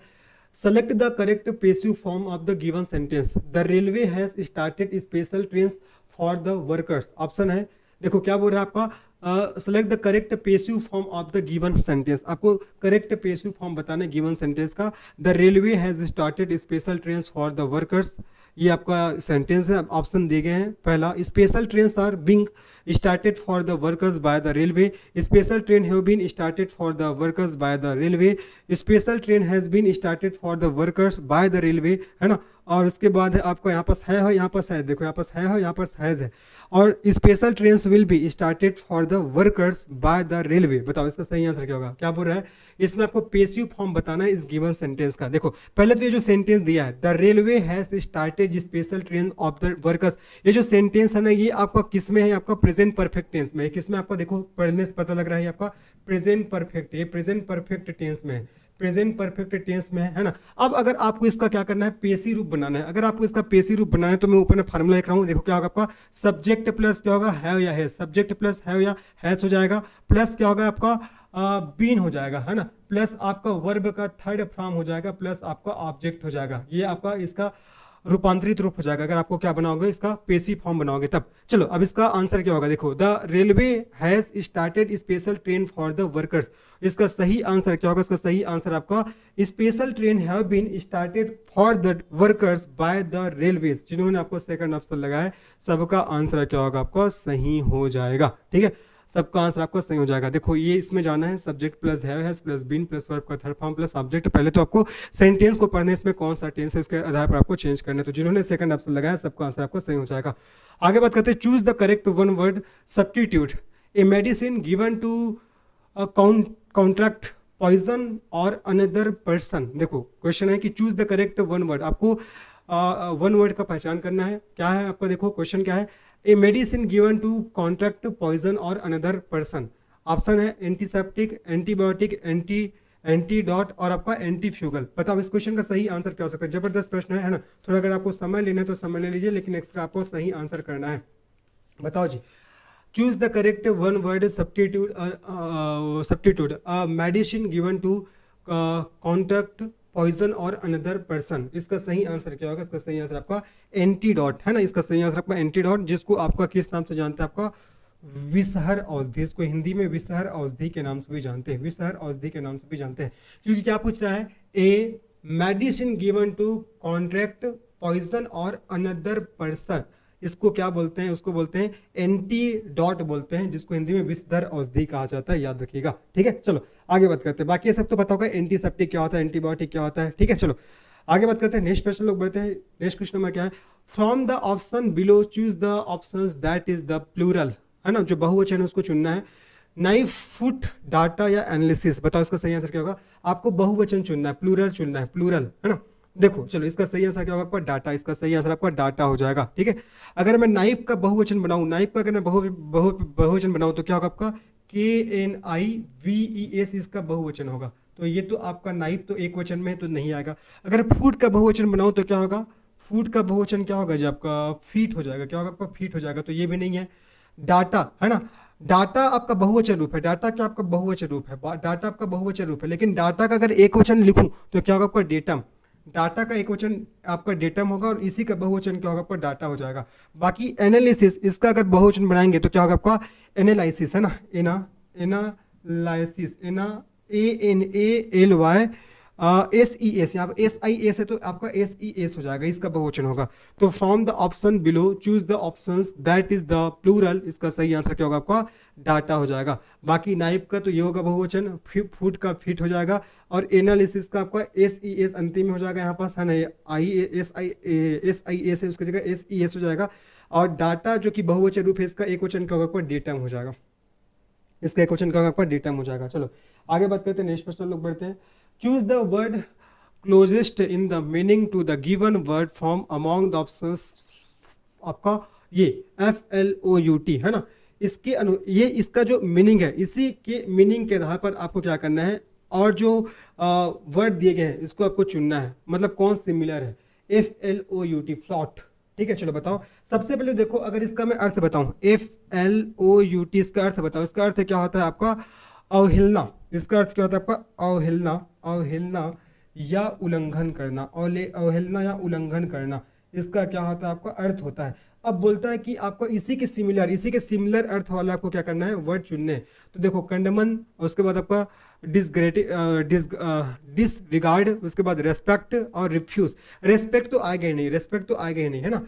अब यहाँ पास तीन ऑप्शन हुआ आपका, ये और ये। अब इसमें क्या आंसर आ सकता है आपको, देखो डिसरिगार्ड, इसका सही आंसर आपका सेकंड ऑप्शन डिसरिगार्ड, जिसका अर्थ क्या होता है, अनादर, बेपरवाही या अवहेलना। इसका अर्थ क्या होता है, अनादर, अनादर, उसके बाद बेपरवाही या क्या होगा जी आपका, अवहेलना, अवहेलना इसका अर्थ होता है। इसी बेसिस पे इसका सही आंसर क्या होगा, डिसरिगार्ड, है ना, डिसरिगार्ड इसका क्या होगा, सही आंसर होगा। जो आपका फ्लॉट दिया है ना, इसका अर्थ क्या होता है, अवहेलना, उल्लंघन करना। अब आपको क्या बोल रहा है कि आपका choose the word closest in the meanings to the given word, है ना, closest in the meaning to the given word बोल रहा है, तो इसका सही आंसर आपका क्या होगा, आपका डिसरिगार्ड हो जाएगा। Filling the blanks with the most appropriate preposition in the given sentence, the class begins, उसके बाद डैश क्या आएगा 7:30 AM, फिर डैश क्या आएगा आपको बताना है। आपको करेक्ट प्रीपोजिशन चुनने हैं। द क्लास बिंग यहाँ क्या आएगा और यहाँ क्या आएगा आपको ये बताना है। तो इस क्वेश्चन का सही आंसर क्या होगा, देखो द क्लास बिंग एट, है ना, at 7:30 AM in the morning. ठीक है, तो इसका सही आंसर आपका थर्ड ऑप्शन 8 और आपका इन हो जाएगा। ठीक है, 8 का प्रयोग स्पेसिफिक टाइम या लोकेशंस के लिए होता है, आपको ध्यान में रखना है। ठीक है, तो द क्लासेस या द क्लास बिंग्स, है ना, the class begins at 7:30 AM in the morning. तो जिन्होंने आपका थर्ड ऑप्शन लगाया सबका आंसर आपका सही है। देखो ये तो क्वेश्चन का वो है ना, आपका एक प्रकार से वो है, क्वेश्चन का आपका पैटर्न है, इस प्रकार से क्वेश्चन आ सकता है। अब इससे आपको दिमाग में रखना कि हाँ भाई हमको प्रीपोजिशन वगैरह अच्छे से पढ़ने हैं, वन वर्ड हमको अच्छे से पढ़ने हैं। ये तो मॉडल प्रश्न पत्र आपको बताया जा रहा है कि इस प्रकार से आ सकते हैं, तो यहाँ से एक आइडिया आप लोग को लग रहा होगा कि हाँ हमको इस प्रकार से पढ़ने हैं। ठीक है, तो देखिए आपका the class begins at 7:30 AM in the morning, the class begins at 7:30 in the morning. चलो आगे बात करते हैं। नेक्स्ट प्रश्न है, directions the feminine gender of the word fox. Fox का आपको फेमिनाइन बताना है, वही आपका स्त्रीलिंग बताना है। आपका डक, काउ, विक्सन और आपका डो, बताओ इसका सही आंसर क्या होगा। आपको बताना है किसका, फॉक्स का आपको फेमिनाइन जेंडर बताना है। इसका सही आंसर आपका विक्सन हो जाएगा। ठीक है, ये इसका सही आंसर आपका विक्सन हो जाएगा जिन्होंने थर्ड ऑप्शन लगाया। बाकी काऊ, काऊ किसका होता है? काऊ आपका बुल का होता है ना। काऊ किसका होता है? जो आपका बुल का होता है, आपका फेमिनाइन जेंडर। और अगर किसकी बात करते हैं, आपका ये जो डक होता है ये किसका होता है? डक होता है जो आपका ड्रैग का, DRAK, ड्रैग का होता है, ये आपको ध्यान में रखना है। ठीक है, तो डायरेक्शंस दिया था the feminine genders of the word fox. Fox का आपको फेमिनाइन जेंडर बताने हैं। इसका सही आंसर आपका ये हो जाएगा, विक्सन हो जाएगा, थर्ड ऑप्शन। आगे बात करते हैं, नेक्स्ट प्रश्न है, नीचे चार शब्द, चलो अब रीजनिंग के क्वेश्चन सॉल्व कर रहे हैं। नीचे चार शब्द दिए गए, इनमें से तीन शब्द आपस में किसी न किसी प्रकार से समान है, जबकि एक शब्द भिन्न है। भिन्न शब्द का चयन कीजिए। स्कूटर, नाव, मोटरसाइकिल, गाड़ी। सिंपल सा क्वेश्चन है, समझ में भी आ रहा है। नीचे चार शब्द दिए गए हैं, इनमें से तीन शब्द आपस में किसी न किसी प्रकार से समान है, जबकि एक शब्द भिन्न है। भिन्न शब्द का चयन कीजिए। स्कूटर, नाव, मोटरसाइकिल, गाड़ी। देखो स्कूटर हो गया, मोटरसाइकिल हो गया, गाड़ी हो गया, सब तो आपका रोड में चलता है, जबकि नाव किस में चलता है? पानी में चलता है। इसलिए इसका सही आंसर आपका सेकंड ऑप्शन हो जाएगा, आपका नाव हो जाएगा।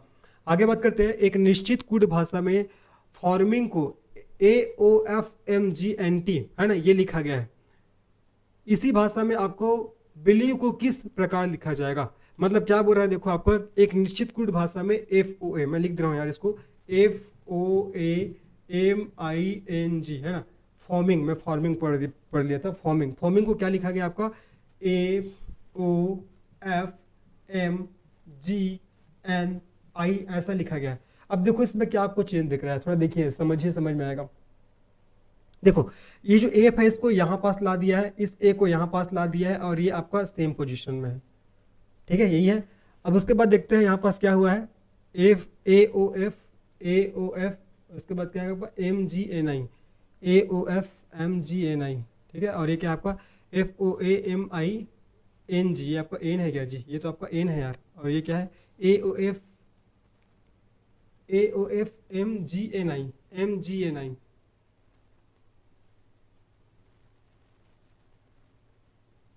आ रहा है कुछ समझ में? एक सेकंड ना, वापस और मैं इसको लिख रहा हूँ तो समझ में आएगा। चलो वापस और लिखते हैं तो समझ में आएगा। क्या दिया है क्वेश्चन, क्या दिया आपका? FOAMING। चलो FOM यहाँ लिख रहा हूँ, FOAM ना यार, क्या हो रहा है यार, देखो चलो एक सेकंड, FOAMING, ये हो गया। अब इसको किस रूप में लिखा गया बोल रहा है आपका? AOF, उसके बाद क्या है आपका? M, उसके बाद क्या है आपका? GNI, ऐसा लिखा गया, ऐसा बोल रहा है, ऐसा लिखा गया बोल रहा है। तो क्या बोल रहा है, इसी भाषा में आपका किसको, बिल्ली को किस प्रकार लिखा जाएगा? आपका बिल्ली को किस प्रकार लिखा जाएगा, ऐसे बोला जा रहा है। ठीक है, चलो देखते हैं। एफ इधर लिखा गया, देखो ये इधर, और ये आपका ए हो गया, हो गया। और एम और एम इक्वल सेम ही है, कोई दिक्कत इसमें, कोई चेंज नहीं किया है। आई को इधर लिख लिया, जी को इधर लिख लिया, एन और एन ये भी आपका सेम है। इस प्रकार से आपको देखो चेंजेस दिख रहे हैं, इस प्रकार से चेंजेस दिख रहे हैं। तो अब आपको बिल्ली को किस प्रकार लिखा जाए बोल रहा है, तो चलो देखते हैं इसको। हम लोग लिखते हैं BELIEVE, इसको किस प्रकार लिखा जाए, किस प्रकार लिखा जाए? ठीक है, तो यहाँ पास क्या आना चाहिए? सबसे पहले तो यहाँ पास आना चाहिए आपका इसके आधार पर यहाँ पास क्या आना चाहिए आपका? एल आना चाहिए। और यहाँ पास क्या आना चाहिए आपका? बी आना चाहिए। और यहाँ पास ये क्या आना चाहिए आपका? ई आना चाहिए। तो LEB, पहला तो LEB आएगा, पहला LEB। तो ये तो कट गया और आपका ये भी कट गया, तो या तो ये हो सकता है या तो ये हो सकता है। ठीक है, उसके बाद क्या बोल रहा है? उसके बाद एम, एम की जगह एकदम करेक्ट एम लिखा है, तो यहाँ आई की जगह पर आई भी रहेगा, आई की जगह आई रहेगा। उसके बाद देखो ये जो आपका ई है ना, ये जो आपका ई है, ई की जगह क्या आएगा आपका? ये वाला ई आएगा, ई है ना। उसके बाद आपका मतलब ई की जगह ये ई आएगा, और वी जो का तो रहेगा, और इसी की जगह ये ई आएगा। तो आपका LEBIEVE, LEBIEVE, हाँ मतलब थर्ड ऑप्शन है ना, यही थर्ड ऑप्शन है, LEBIEVE, इसका सही आंसर होगा जी, इसका सही आंसर होगा। ठीक है, थोड़ा सा मैं खुद ही कंफ्यूज हो गया था, क्योंकि ना एकदम सामने से देखो तो वर्ड एकदम पास से दिखता नहीं है, थोड़ा सा पीछे जाके देखना पड़ता है, ऐसा है। चलो ठीक है, तो आपका FOAMING है ना, इसको AOFMGNI के रूप में लिखा गया था। तो इसी भाषा में BELIEVE को किस प्रकार लिखा जाएगा? तो इसका सही आंसर आपका LEBIEVE हो जाएगा। चलो आगे सबको समझ में किस प्रकार से लिखा गया है, चलो आगे बात करते हैं। दिए गए विकल्पों में से उस अक्षर समूह का चयन कीजिए जो निम्नलिखित श्रृंखला में प्रश्नवाचक चिन्ह को प्रतिस्थापित कर सकता है। एक्स जी सी यू एच ई और आर आई एच, उसके बाद क्या आएगा? अच्छा प्रश्न है, थोड़ा समय लीजिए। क्या है देखो, दिए गए विकल्पों में से उस अक्षर समूह का चयन कीजिए जो निम्नलिखित श्रृंखला में प्रश्नवाचक चिन्ह को प्रतिस्थापित कर सकता है। एक्स जी सी यू एच ई और आर आई एच। चलो इसका आंसर देखते हैं। जो दिया है उसको हम लोग लिखते हैं। क्या क्या दिया है देखो, आपका एक्स है ना, आपको क्या दिया है? एक्स दिया है, एक्स। उसके बाद क्या दिया है आपका? जी सी यू एच ई और आर आई एच, ये दिया है। ठीक है, चलो अब मैं इसका तरीका बता रहा हूँ कैसे बनाना है। एक्स है, उसके बाद क्या आपका इसका यू है, यू के बाद इसका प्रारंभ में क्या आपका आर है। ठीक है, नीचे वाला जी जी, उसके बाद क्या है आपका सेकंड में इसका एच है, उसके बाद इसमें क्या है आपका आई है, उसके बाद क्या है आपका सी है ना, सी है, सी के बाद आपका ई है, ई के बाद इधर क्या है आपका एच है। अब चलो यहाँ से आप लोग को निकालना है। ठीक है, देखो अगर एक्स से यू तक जाए, अगर एक्स से यू तक जाए तो क्या करेंगे? आपका -3 करेंगे। यू वी एक्स जी -3 करें। अगर हम लोग यू से आर तक जाएंगे, यू से आर तक जाएंगे तो भी हम लोग क्या करेंगे? आपका -3 करेंगे। आर एच टी यू भी है ना, तो आपका -3 किए। अब उसके बाद क्या करेंगे? देखो आपको -3 हो गया, -3 हो गया। अब इसके बाद क्या करेंगे? अगेन हम लोग क्या करेंगे? आपका -3 करेंगे। -3 अगेन कर दीजिए। -3 अगर आपको करना है तो क्या आएगा आपका? -3 करिए, क्या आएगा जी आपका? -3 है ना, PQRST, PQRST, OMNOPQRST, तो क्या आया यहाँ पास? MNOOPQ, हाँ आपका O आ जाएगा, है ना, O आ जाएगा, O आ जाएगा। अब देखो यहाँ पास G से H, अगर G से H की बात करते हैं तो क्या होगा? G के बाद H +1 हुआ है, उसके बाद H के बाद I हुआ है, +1 हुआ है। ठीक है, उसके बाद I के बाद क्या होना चाहिए? आपका +1 होना चाहिए, तो आपका +1 आपका J हो जाएगा, हुआ J। उसके बाद C से E क्या हुआ? आपका +2 हुआ है, C से E +2 हुआ है। उसके बाद E से H क्या हुआ है? आपका +3 हुआ है, E से H है ना, E एफ ABCDEFGH है ना, FGH, हाँ 3 हुआ है। उसके बाद यहाँ पास क्या होगा? +4 होना चाहिए, तो O, उसके बाद H के बाद 4, IJKL, तो आपका L होना चाहिए, तो OJL। जिन्होंने आपका A ऑप्शन लगाया सबका आंसर सही है, OJL। अब जाहिर सी बात है, न्यूमेरिकल वाला क्वेश्चन है, रीजनिंग वाला क्वेश्चन है, तो आपका थोड़ा समय तो लगेगा, और जिस तरीका से आपको लगता है आप उस तरीका से भी बना सकते हो। जरूरी नहीं कि मैं जो बता रहा हूँ इसके आधार पर बनाइए, है ना। आपको जैसा भी आंसर सही लग रहा है उसके बेसिस आपको बनाने हैं, जैसा भी मेथड आपको सही लग रहा है उसके बेसिस आपको बनाना है। चलिए आगे बात करते हैं। इसका सही आंसर आपका ए ऑप्शन हो जाएगा। दी गई प्रतिक्रियाओं में से बेजोड़ ज्ञात कीजिए। 21, 41, 51, 91। दी गई प्रतिक्रियाओं में से बेजोड़ ज्ञात कीजिए। 21, 41, 51 या 91। तो देखो इसमें बेजोड़ क्या है यार? बेजोड़ क्या है? 3, 7, 21, और उसके बाद ये, इसका सही आंसर क्या होगा? इस क्वेश्चन का सही आंसर क्या हो जाएगा? इसका सही आंसर आपका 41 हो जाएगा, 41। ठीक है, अगर 21 की बात करते हैं, 51 की बात करते हैं और 91 की बात करते हैं, ये तीनों आपका भाज्य संख्या है। ये तीनों क्या आपका भाज्य संख्या? ये तीनों आपका भाज्य संख्या है, ये तीनों भाज्य संख्या है। जबकि आपका 41 क्या है? 41 आपका अभाज्य संख्या है। 41 क्या आपका अभाज्य संख्या है, ये आपको ध्यान रखना है। ऐसी संख्या जो स्वयं से या आपका एक से विभाजित हो जाती है उसे अभाज्य संख्या कहते हैं। और अभाज्य संख्या, इसी को आपका अभाज्य संख्या कहते हैं। अगर मैं भाज्य संख्या की बात करता हूँ, भाज्य संख्या किसे कहा जाएगा? आपका 2 से अधिक गुणक वाली जो संख्या होती है उसको भाज्य संख्या कहा जाता है। ऐसी संख्या जो स्वयं से एक से विभाजित होता है उसे अभाज्य संख्या कहेंगे, और 2 से ज्यादा गुणक वाली संख्या को भाज्य संख्या कहा जाता है। चलो इसका सही आंसर आपका 41 हो जाएगा। ठीक है, 41 हो जाएगा। आगे बात करते हैं, नेक्स्ट प्रश्न लोग बढ़ते हैं, नेक्स्ट प्रश्न पे चलते हैं। उस सही विकल्प का चयन कीजिए जो समान पैटर्न का अनुसरण करेगा। 2, 15, 41, 80। 2, 15, 41, 80। देखो जी, 2 से 15 कितना गैप है आपका यार? 13 का गैप है। 15 से 41 आपका ये 26 का गैप है। 41 से 80 कितना? 39 का गैप है। ठीक है, 13 दूनी 26, 13 तीन 39, 13 चौक 52। अब इधर जो भी आएगा वो उसमें 52 का गैप होना चाहिए, ये तो होगा ना। 13 का तो गैप है, 13 दूनी 26, 13 तीन 39, 13 चौक 52, तो 52 का गैप होना चाहिए। तो देखियो इसका सही आंसर क्या होगा? इस क्वेश्चन का आपका सही आंसर हो जाएगा आपका 132, है ना, 132।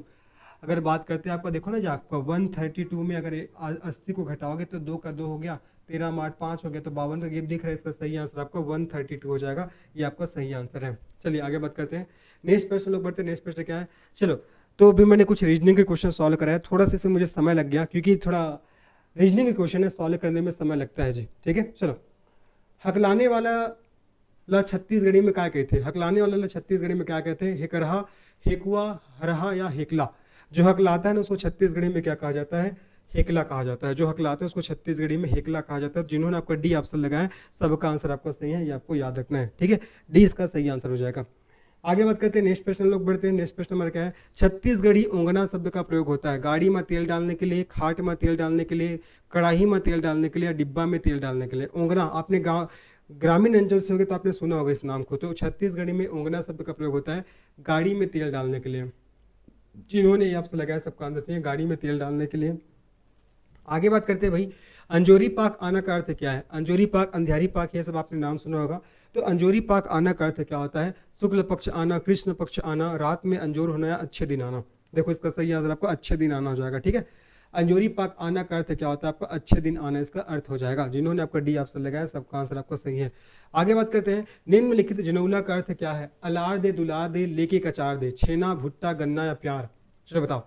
अलार दे, दुलार दे, लेके कचार दे, इसका सही आंसर आपका छेना हो जाएगा। जिन्होंने ए ऑप्शन लगाया सबका आंसर सही है। निम्नलिखित जनौला का अर्थ क्या है? अलार दे, दुलार दे, लेके कचार दे, इसका सही आंसर आपका छेना या कंडा हो जाएगा, ठीक है। चलिए आगे बात करते हैं, नेक्स्ट प्रश्न लोग बढ़ते हैं। निम्नांकित पहली का अर्थ है एक जगह मढ़ाए और सब जगह फैल जाए। एक जगह मढ़ाए और सब जगह फैल जाए।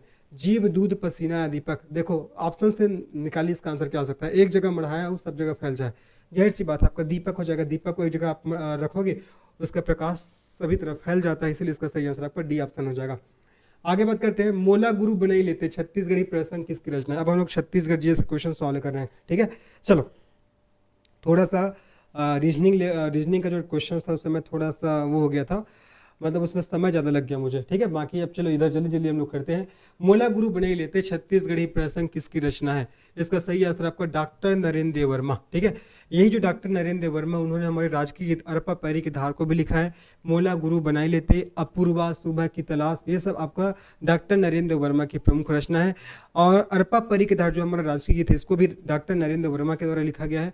और अरपा परी की धार जो हमारे राजकीय गीत है इसमें 4 नदियों का उल्लेख है, आप लोग को पता होगा, और हमारे छत्तीसगढ़ के 7 जिलों का भी उल्लेख है, ठीक है। इसका सही आंसर आपको डॉक्टर नरेंद्र वर्मा हो जाएगा। आगे बात करते हैं भाई, छत्तीसगढ़ी दान लीला ग्रंथ के रचनाकार कौन है? कपिल नाथ मिश्र, कुंज बिहारी चौबे, सुंदरलाल शर्मा या द्वारिका प्रसाद विप्र। इसका सही आंसर क्या होगा? छत्तीसगढ़ी दान लीला ग्रंथ के रचनाकार कौन है? इसका सही आंसर आपका सुंदरलाल शर्मा हो जाएगा, है ना। इसी पंडित सुंदरलाल शर्मा को छत्तीसगढ़ के गांधी के नाम से जानते हैं। क्यों? क्योंकि ये इसी के प्रयासों से हमारे छत्तीसगढ़ में गांधी जी का आगमन हुआ था और गांधी जी ने इसे अपना गुरु भी माना है। इन्होंने समित्र मंडल की भी स्थापना किया था और ये हमारे छत्तीसगढ़ के प्रथम खंड काव्यकार है। और इसे खंड काव्य का नाम क्या है आपका? छत्तीसगढ़ी दान लीला। इसको भी आपको ध्यान रखना है। चलो इसका सही आंसर आपका सी ऑप्शन हो जाएगा। आगे बात करते हैं, नेक्स्ट प्रश्न है, कौन छत्तीसगढ़ राजभाषा के प्रथम अध्यक्ष थे? डॉक्टर विनय कुमार पाठक, डॉक्टर उसके बाद पंडित दानेश्वर शर्मा, श्यामलाल चतुर्वेदी या डॉक्टर सुरेंद्र दुबे। बताओ जी कौन छत्तीसगढ़ राजभाषा के प्रथम अध्यक्ष थे? इसका सही आंसर आपका हो जाएगा पंडित श्यामलाल चतुर्वेदी जी, ठीक है। राजभाषा क्या होता है? तो राजभाषा का शाब्दिक अर्थ होता है राजकाज की भाषा, अर्थात जिस भाषा का प्रयोग शासन प्रशासन के कार्यों में होता है वही आपका राजभाषा कहलाता है। अब एक क्वेश्चन है कि आपका कौन छत्तीसगढ़ी राजभाषा के प्रथम अध्यक्ष थे? इसका सही आंसर आपका पंडित श्यामलाल चतुर्वेदी, आपको याद रखना है जी, ठीक है। बाकी सुरेंद्र दुबे नाम तो पता होगा आप लोग को, हाँ से कभी। चलो आगे बात करते हैं, सदरी बोली किस जिले में बोली जाती है? सुकमा, जसपुर, कवर्धा, महासमुंद। देखो बोली क्या होता है? बोली भाषा की प्राथमिक इकाई होता है ना। बोली का प्रयोग सामान्य बोलचाल में होता है और जैसे ही बोली अपना विस्तार करती है वो अपना भाषा में बदल जाती है, ठीक है। तो आपका विभिन्न क्षेत्रों में अलग अलग बोलियां बोली जाती है, जैसे कि देखो बस्तर अंचल में हल्बी बोली, भतरी बोली, गोंडी बोली, परजी बोली, सरगुजा अंचल में सरहुल बोली उराव जनजाति के द्वारा, ठीक है। और आपका जसपुर क्षेत्र में सदरी बोली का प्रयोग होता है। अब यहाँ पास क्वेश्चन क्या आपका देखिए, सदरी बोली किस जिले में बोली जाती है? इसका सही आंसर आपका जसपुर, ठीक है। सदरी बोली में जसपुर, मतलब जसपुर जिले में आपका सदरी बोली का प्रयोग किया जाता है। जबकि आपका सुकमा जिले में दोरली बोली, सुकमा जिले में ना दोरला जनजाति के लोग रहते हैं, ये लोग दोरली बोली का प्रयोग करते हैं, ये आपको ध्यान रखना है। और बोली क्या होता है? भाषा की प्राथमिक इकाई होता है, इसको भी आपको याद रखना है। चलिए आगे बात करते हैं, नेक्स्ट प्रश्न बढ़ते हैं। टाइगर कीट के रूप में विख्यात माड़िया जाति के चेंद्रू किस जिले से संबंधित है? नारायणपुर, बीजापुर, बस्तर या कोंडागांव। इसका सही आंसर होगा आपका नारायणपुर, है ना। टाइगर कीट के रूप में विख्यात माड़िया जाति के चेंद्रू है वो नारायणपुर जिले से संबंधित है। नारायणपुर के गढ़ बंगाल नामक गांव से ये आते हैं, है ना। और इन्हें टाइगर कीट के नाम से भी जाना जाता है, ये आपको ध्यान रखना है, ठीक है। जिन्होंने ये ऑप्शन लगाया सबका आंसर आपका सही हो जाएगा। आगे बात करते हैं, 1951 में एक पूर्ण विकसित आश्रम धर्म सभा आदिवासी सेवा मंडल की स्थापना किसने की थी? राजमोहिनी देवी, नारायण सिंह, ताना भगत या गुंडाधुर? इसका सही आंसर आपका क्या हो जाएगा? राजमोहिनी देवी। जिन्होंने आपका ए ऑप्शन लगाया, जिन्होंने आपका ए ऑप्शन लगाया, सबका आंसर आपका सही हो जाएगा जी। ठीक है, चलिए आगे बात करते हैं। अकलतरा में जन्मे एक स्वतंत्रता सेनानी जो एक बैरिस्टर थे, वीर नारायण सिंह, छेदीलाल, श्रीकांत गोवर्धन या बहादुर सिंह? अकलतरा में जन्मे एक स्वतंत्र सेनानी जो एक बैरिस्टर थे, छेदीलाल, है ना, बैरिस्टर छेदीलाल, आपने नाम तो सुना होगा। इसका सही आंसर आपका बी ऑप्शन छेदीलाल। 1869 में अकलतरा में इसका जन्म हुआ था और इन्होंने एक किताब लिखा है हॉलैंड का इतिहास, बहुत इंपॉर्टेंट है, हॉलैंड का इतिहास। इन्होंने क्या लिखा है? आपका एक किताब लिखा है, बहुत फेमस है। आज क्वेश्चन पूछा भी गया है कि हॉलैंड के इतिहास, इसके लेखक कौन है, ऐसा करके। चलिए आगे बात करते हैं। किस लोक कलाकार को पद्म विभूषण की उपाधि प्रदान किया गया है? श्रीमती ममता चंद्राकर, तीजन बाई, श्रीमती कविता वार्ष्णेय या श्रीमती रितु वर्मा? तो जो तीजन बाई जी है, ये हमारे छत्तीसगढ़ की मात्र ऐसी हस्ती है जिन्हें पद्मश्री, पद्म भूषण और पद्म विभूषण इन तीनों पुरस्कार से सम्मानित किया गया है। और तीजन बाई हमारे छत्तीसगढ़ में पंडवानी की कपालिक शैली के प्रमुख गायिका है, आप लोग को पता भी होगा। ठीक है, तो इसका सही आंसर आपका तीजन बाई हो जाएगा। और इन्हें कब, कौन से वर्ष से पद्म विभूषण के पुरस्कार से सम्मानित किया गया? तो आपका 2019। ये बात को भी आपको ध्यान में रखना है। ठीक है, कब? आपका 2019, इंपॉर्टेंट है जी। ठीक है, 2019। बाकी यार ये तो पता होगा पंडवानी के बारे में। पंडवानी महाभारत की कथा का छत्तीसगढ़ी में गीत में आख्यान को पंडवानी कहा जाता है। पंडवानी का जो नायक भीम है और नायिका द्रौपदी जी है, और हमारे छत्तीसगढ़ का पंडवानी सबल सिंह चौहान के द्वारा रचित छत्तीसगढ़ी महाभारत पर आधारित है। पंडवानी में एक हुकारू देने वाला होता है जिसको रागी कहा जाता है। ठीक है, और पंडवानी में वाद्य यंत्र के रूप में आपका किसका प्रयोग होता है? पंडवानी में वाद्य यंत्र के रूप में तंबूरा और खरताल का प्रयोग होता है। इस बात को भी आपको अच्छे से याद रखना है, इंपॉर्टेंट है। चलो आगे बात करते हैं। हम लोग नेक्स्ट प्रश्न बढ़ते हैं। हमारा नेक्स्ट प्रश्न क्या देखते हैं? इसका सही आंसर आपका तीजन बाई हो जाएगा। ठीक है, आगे बात करते हैं। निम्नलिखित छत्तीसगढ़ी व्यंजनों में से कौन सा व्यंजन स्वाद में नमकीन है? स्वाद में नमकीन बोल रहा है। तस्मई ये तो मीठा होता है, खुरमी ये भी मीठा होता है, पपची ये भी मीठा होता है, ठेठरी जिसको आपका बेसन से बनाते हैं और ये स्वाद में क्या होता है? आपका नमकीन होता है। जिन्होंने सी ऑप्शन लगाया सबका आंसर आपको सही है। आगे बात करते हैं। एक आभूषण जो छत्तीसगढ़ में केयूर कहा जाता है, यह शरीर के किस स्थान में पहनते हैं? पैर, बाह, कमर या कान? इसका सही आंसर क्या होगा? जो केयूर आभूषण है इसको कहाँ पहना जाता है? बाह में पहना जाता है, ये आपको ध्यान रखना है। नागमोरी, बहुटा, बाजूबंद, पहुंची, केयूर, इन सबको कहाँ पहना जाता है? आपका बाह में पहना जाता है। तो जिन्होंने आपका बी ऑप्शन लगाया सबका आंसर आपका सही है जी। ठीक है, चलो बाकी पैर में क्या क्या पहनते हैं? सांटी हो जाएगा, लच्छा हो जाएगा, तोड़ा हो जाएगा। पैरों की आपका जो उंगली होता है, पैरों की उंगली में बिछिया पहनते हैं। क्या पहनते हैं? बिछिया पहना जाता है। कमर में करधनी पहनते हैं, है ना, और आपका कमर में करधनी पहनते हैं। और क्या पहना जाता है? आपका सकरी पहना जाता है कमर में। ठीक है, कान में आपका खिनवा पहनते हैं, एयरिंग पहनते हैं, झुमका पहनते हैं। ये सब किसे पहनते हैं? कान में। खोटीला, खूटी, ढार, ये सब कान में पहना जाता है।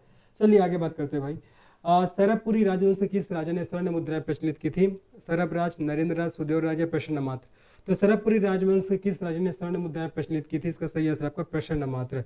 अगर सरबपुरी वंश के राजाओं के नाम की बात करें तो कौन कौन राजा हुए? सबसे पहले तो राजा सरबराज, भानुगुप्त की एरन अभिलेख में उसके नाम का उल्लेख है ना।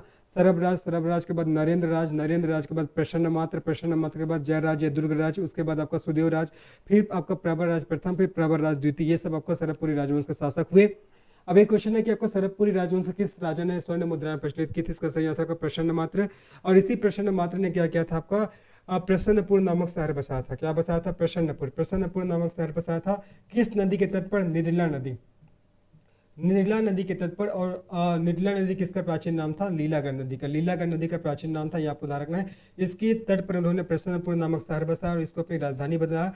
और यही जो आपका प्रसन्नपुर है, वर्तमान में जो हम लोग मल्हार कहते हैं ना, उसी का प्राचीन नाम है प्रसन्नपुर, ये आपको ध्यान रखना है।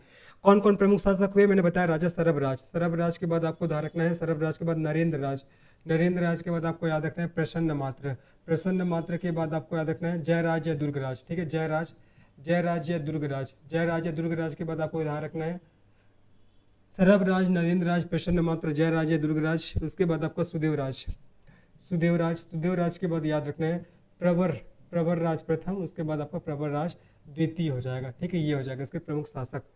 चलिए आगे बात करते हैं। नेक्स्ट क्वेश्चन में लोग बढ़ते हैं। खरौद के लखनेश्वर मंदिर में किस शासक का उल्लेख प्राप्त होता है? जाजल देव, ईशान देव, तखत सिंह या महाशिवगुप्त? इसका सही आंसर आपका ईशान देव हो जाएगा। क्या होगा? ईशान देव। ठीक है, और खरौद के जो आपका लखनेश्वर मंदिर है ना, इसको छत्तीसगढ़ की मोक्ष नगरी काशी भी कहा जाता है, ये आपको ध्यान रखना है। और लखनेश्वर मंदिर को लाखा चौर मंदिर के नाम से भी जानते हैं। तो खरौद के लखनेश्वर मंदिर में किस शासक का उल्लेख प्राप्त होता है? आपका ईशान देव का, ये आपको याद रखना है।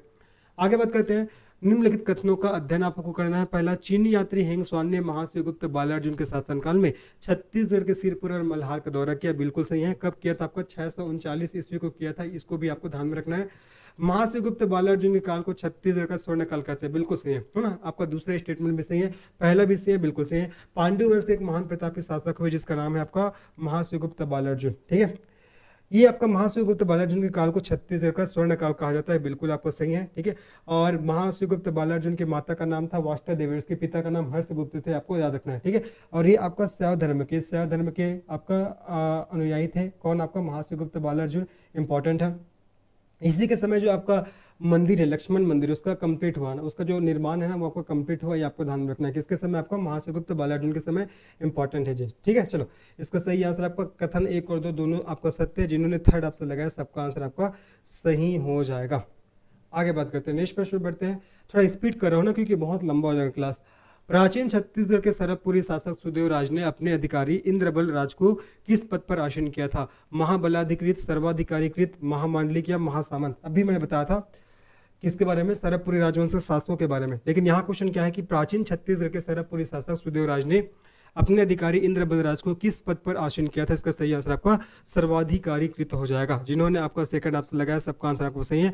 अगर सरबपुरी शासकों के नाम की बात करूं तो सरब राज, नरेंद्र राज, प्रसन्न मात्र, दुर्गराज या जयराज, उसके बाद आपका सुदेव राज के बाद प्रवर राज प्रथम, फिर प्रवर राज द्वितीय इसके शासक हुए। इसका सही आंसर आपका सर्वाधिकारीकृत। चलिए आगे बात करते हैं, नेक्स्ट प्रश्न बढ़ते हैं।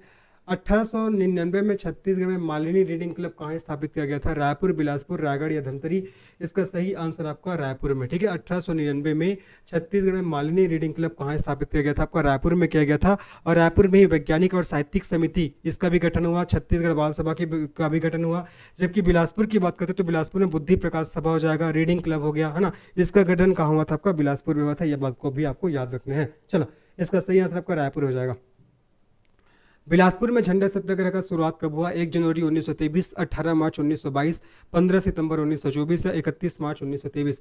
तो बिलासपुर में झंडा सत्याग्रह कब शुरू हुआ था? इसका सही आंसर आपका 31 मार्च 1923। जिन्होंने आपका फोर्थ ऑप्शन लगाया सबका आंसर आपका सही हो जाएगा। 31 मार्च 1923 हो जाएगा। कहाँ? बिलासपुर में झंडा सत्याग्रह। ये डेट है, डेट को आपको याद रखना इंपॉर्टेंट है। निम्नलिखित कथनों पर अध्ययन कीजिए। पहला, प्रफुल्ल कुमारी देवी छत्तीसगढ़ की दूसरी महिला शासक थी।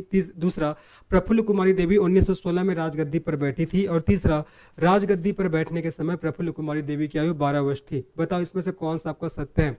देखो, प्रफुल्ल कुमारी देवी छत्तीसगढ़ की पहली महिला शासक थी, तो ये तो गलत हो जाएगा। दूसरा, प्रफुल्ल कुमारी देवी 1916 नहीं, आपका 1922 में राजगद्दी पर बैठी थी। तो पहला और दूसरा तो आपका गलत हो गया। राजगद्दी पर बैठने के समय प्रफुल्ल कुमारी देवी की आयु 12 वर्ष थी। तीसरा आपका बिल्कुल सही है। तो आपका कथन 1 और 2 गलत है, जबकि कथन 3 क्या आपका सत्य है। तो कथन 1 और 2 असत्य है, जबकि कथन 3 क्या आपका सत्य है। तो आपका डी ऑप्शन इसका सही आंसर हो जाएगा। चलिए आगे बात करते हैं, नेक्स्ट प्रश्न लोग बढ़ते हैं। नेक्स्ट प्रश्न क्या देखते हैं? निम्नलिखित कथनों को ध्यान से पढ़िए और सही उत्तर दीजिए। छत्तीसगढ़ में सबसे अधिक वर्षा अरब सागर की शाखा से होती है। गलत है। छत्तीसगढ़ में सबसे अधिक वर्षा बंगाल है ना, बंगाल की खाड़ी, मानसून के बंगाल की खाड़ी शाखा से होती है, बंगाल की खाड़ी शाखा से होती है। तो पहला तो आपका गलत है, पहला कथन गलत है। दूसरा, छत्तीसगढ़ में औसतन 1300 से 1325 मिलीमीटर वर्षा होती है। और तीसरा, छत्तीसगढ़ शुष्क उष्णकटिबंधीय क्षेत्र में स्थित है।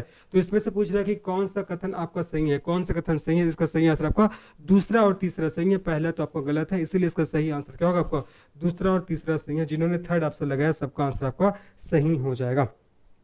आगे बात करते हैं, नेक्स्ट प्रश्न लोग बढ़ते हैं। नेक्स्ट प्रश्न क्या देखते हैं? भूतापीय ऊर्जा संयंत्र छत्तीसगढ़ में किस स्थान पर स्थित है? धमधा, गंडई, तातापानी या खरसिया? आप लोग ने पढ़ा होगा तातापानी, जहां आपका गर्म पानी का फव्वारा है। इसका सही आंसर आपका थर्ड ऑप्शन हो जाएगा, आपका तातापानी, बलरामपुर है ना। और भूतापीय ऊर्जा संयंत्र है, इसको अमेरिकी तकनीक की सहायता से बनाया गया है। कहाँ? आपका बलरामपुर में। तो जिन्होंने आपका तातापानी लगाया सबका आंसर आपका सही हो जाएगा। आगे बात करते हैं भाई, 3 अयस्क छत्तीसगढ़ के किस जिले में उपलब्ध है? दंतेवाड़ा, सरगुजा, कोरबा, रायगढ़? इसका सही आंसर आपका दंतेवाड़ा हो जाएगा। और 3 के अयस्क की अगर हम लोग नाम की बात करें तो क्या होता है? कैसिटेराइड। क्या है आपका? कैसिटेराइड। कैसिटेराइड आपका 3 का अयस्क होता है। और टीन के प्रोडक्शन के लिए हमारा छत्तीसगढ़ पूरे भारत में अव्वल स्थान पर है, इसको भी आपको अच्छे से याद रखना है जी। ठीक है, चलिए आगे बात करते हैं। नेक्स्ट प्रश्न लोग बढ़ते हैं। नेक्स्ट प्रश्न क्या कर रहे हैं देखते हैं। छत्तीसगढ़ में निम्नलिखित में से किस जनजाति की जनसंख्या सबसे अधिक है? चकमा, गोड़, कमार या भुंजिया? छत्तीसगढ़ में किस जनजाति की जनसंख्या सबसे अधिक है? इसका सही आंसर आपका गोड़ हो जाएगा। इंपॉर्टेंट है। राज्य के कुल जनजाति का लगभग 56% गोड़ है और गोड़ स्वयं को कोयतोर कहते हैं और गोड़ जनजाति का प्रमुख निवास स्थान आपका बस्तर अंचल है, ये आपको ध्यान में रखना इंपॉर्टेंट है। और हमारे राज्य में सर्वाधिक गोड़ों की उपजातियां भी विद्यमान है, अर्थात उपजातियां रहती है, ये आपको ध्यान रखना है। जैसे मुड़िया, माड़िया, अबुझ माड़िया सब गोड़ जनजाति की उपजातियां, ये आपको याद रखना है जी। इसका सही आंसर आपका गोड़ जनजाति हो जाएगा। आगे बात करते हैं। नेक्स्ट प्रश्न लोग बढ़ते हैं। नेक्स्ट प्रश्न क्या है? निम्नलिखित में से कौन सा वन मंडल छत्तीसगढ़ में सबसे छोटा है? बिलासपुर वन मंडल या सरगुजा वन मंडल या रायपुर वन मंडल या दुर्ग वन मंडल? कौन सा वन मंडल छत्तीसगढ़ में सबसे छोटा है? इसका सही आंसर आपका दुर्ग वन मंडल। लेकिन सबसे बड़ा पूछेगा, सबसे बड़ा तो आपका बड़ा पूछेगा तो बिलासपुर वन मंडल और सबसे छोटा पूछेगा तो क्या आएगा आपका दुर्ग वन मंडल आएगा, ये आपको ध्यान रखना है। चलो आगे बात करते हैं। नेक्स्ट प्रश्न लोग बढ़ते हैं। नेक्स्ट प्रश्न हमारा क्या देखते हैं। गुरु घासीदास राष्ट्रीय उद्यान इस राज्य के निम्न में से किस जिले में स्थित है? जसपुर, कोरिया, सूरजपुर और आपका सरगुजा? इसका सही आंसर क्या होगा? इसका सही आंसर देखा जाए तो आपका कोरिया है ना, कोरिया हो जाएगा। वैसे तो आपका मनेन्द्रगढ़ चिरमिरी हो जाएगा, कोरिया है ना, आपका सूरजपुर। वैसे देखा जाए तो आपका ये तीनों जिलों में फैला हुआ है। तो आप लोग को चलो ठीक है, इसमें हम लोग आंसर कोरिया ले रहे हैं। लेकिन अगर आपको गुरु घासीदास राष्ट्रीय उद्यान के बारे में कुछ कुछ चीजें और पूछेगा तो आपको पता होना चाहिए। क्या? गुरु घासीदास राष्ट्रीय उद्यान हमारे छत्तीसगढ़ का सबसे बड़ा क्या आपका राष्ट्रीय उद्यान है, ध्यान रखना है। एरिया 1441 वर्ग किलोमीटर है। इसका पूरा नाम क्या था? संजय गांधी राष्ट्रीय उद्यान। इसका पूरा नाम क्या था? संजय गांधी राष्ट्रीय उद्यान इसका पूरा नाम था। वर्ष 2002 में इसका नाम चेंज करके क्या रखा गया? गुरु घासीदास राष्ट्रीय उद्यान इसका नाम रखा गया। ठीक है, और ये सबसे बड़ा क्या है आपका राष्ट्रीय उद्यान है। इसका गठन कब हुआ आपका? 1981 को इसका गठन किया गया, ध्यान रखिएगा, है ना। तो गुरु घासीदास राष्ट्रीय उद्यान इस राज्य के निम्न में से किस जिले में स्थित है? इसका सही आंसर आपको क्या हो जाएगा? चलो आपका यहाँ पास ऑप्शन दो इसमें ऑप्शन दे दिया है ना। चलो इसको छोड़ो ऑप्शन को, लेकिन हाँ जो भी मैंने तथ्य बताया आप लोग को इसको याद रखना है जी। चलिए आगे बात करते हैं। छत्तीसगढ़ का ऐतिहासिक स्थल मत्कू द्वीप की धार्मिक मान्यता किस तीर्थ के रूप में है? वैष्णव, केदार, संगम या ऋषभ? तो छत्तीसगढ़ का ऐतिहासिक स्थल मत्कू द्वीप की धार्मिक मान्यता ये आपका केदार तीर्थ के रूप में है। किसमें? केदार तीर्थ के रूप में है। और मत्कू द्वीप कहा तो आपको मुंगेली में, सबको पता ही होगा। जिन्होंने आपका सेकंड ऑप्शन लगाए सबका आंसर आपका सही हो जाएगा। आगे बात करते हैं। छत्तीसगढ़ के सरगुजा में धातु की मूर्ति में कौन सी जाति काम करती है? घड़वा, झार, मलारिया, इनमें से कोई नहीं। देखो सरगुजा की बात है तो सरगुजा में ना आपका मलार जनजाति के लोग निवास करते हैं। वो लोग क्या करते हैं? आपका धातु कला का काम करते हैं। तो इसका सही आंसर आपका मलार। जिन्होंने थर्ड ऑप्शन लगाया सबका आंसर क्या होगा? आपका सही हो जाएगा। ठीक है, तो छत्तीसगढ़ के सरगुजा में आपका मलार है ना, मलार जाति के लोग धातु मूर्ति के काम करते हैं, ये आपको याद रखते हैं। आगे बात करते हैं। पेडुल नृत्य किस जनजाति द्वारा किया जाता है? पेडुल नृत्य एक विवाह नृत्य है। इसको ना आपका दोरला जनजाति के द्वारा, और दोरला जनजाति का निवास स्थान कहाँ? आपका सुकमा जिला में। ये बात को भी आपको ध्यान रखना है। जबकि पहाड़ी कोरबा के द्वारा एक आपका नृत्य करते हैं जिसको क्या बोलते हैं? दमनश नृत्य, जो आपका सबसे भयानक नृत्य होता है। और मुड़िया जनजाति के द्वारा तो आपका मांदरी, कक्सार, इबालतोर, हुल्की पाटा, घोटुल पाटा, माओ पाटा, हर एडन्ना, पुसकुलांग, कुकरेंग, ये सब मुड़िया जनजाति के द्वारा किया जाता है। इसलिए मुड़िया जनजाति को हमारे छत्तीसगढ़ में सांस्कृतिक रूप से सबसे संपन्न जनजाति माना जाता है। बैगा जनजाति के द्वारा आपको पता होगा, बैगा के द्वारा आपका सैला नृत्य, सैलारीना नृत्य, डंडा नृत्य, परघौनी नृत्य, अटारी नृत्य, ये सब आपका किसके द्वारा करते हैं? बैगा जनजाति के द्वारा किया जाता है। फिलहाल पैडुल नृत्य की बात हो रही है तो आपका दोरला जनजाति आपको याद रखना है। सुकमा जिले में इसका संकेंद्रण निवास स्थान है। छत्तीसगढ़ में चितवा डोंगरी की शैल चित्रकला की खोज सर्वप्रथम किसने की थी? जे आर कांबले और रमेंद्र नाथ मिश्र, भगवान सिंह बघेल और रमेंद्र नाथ मिश्र, भगवान सिंह बघेल और अरुण कुमार शर्मा, या आपका अरुण कुमार शर्मा और विष्णुधर वानकर? इसका सही आंसर क्या होगा? भगवान सिंह बघेल और रमेंद्र नाथ मिश्र। ठीक है, जिन्होंने आपका सेकंड ऑप्शन लगाया कि छत्तीसगढ़ में चितवा डोंगरी की शैल चित्रकला की खोज सर्वप्रथम किसने की थी? तो भगवान सिंह बघेल और रमेंद्र नाथ मिश्र इसका सेकंड ऑप्शन हो जाएगा। ठीक है, चलो आगे बात करते हैं। नेक्स्ट क्वेश्चन बढ़ते हैं।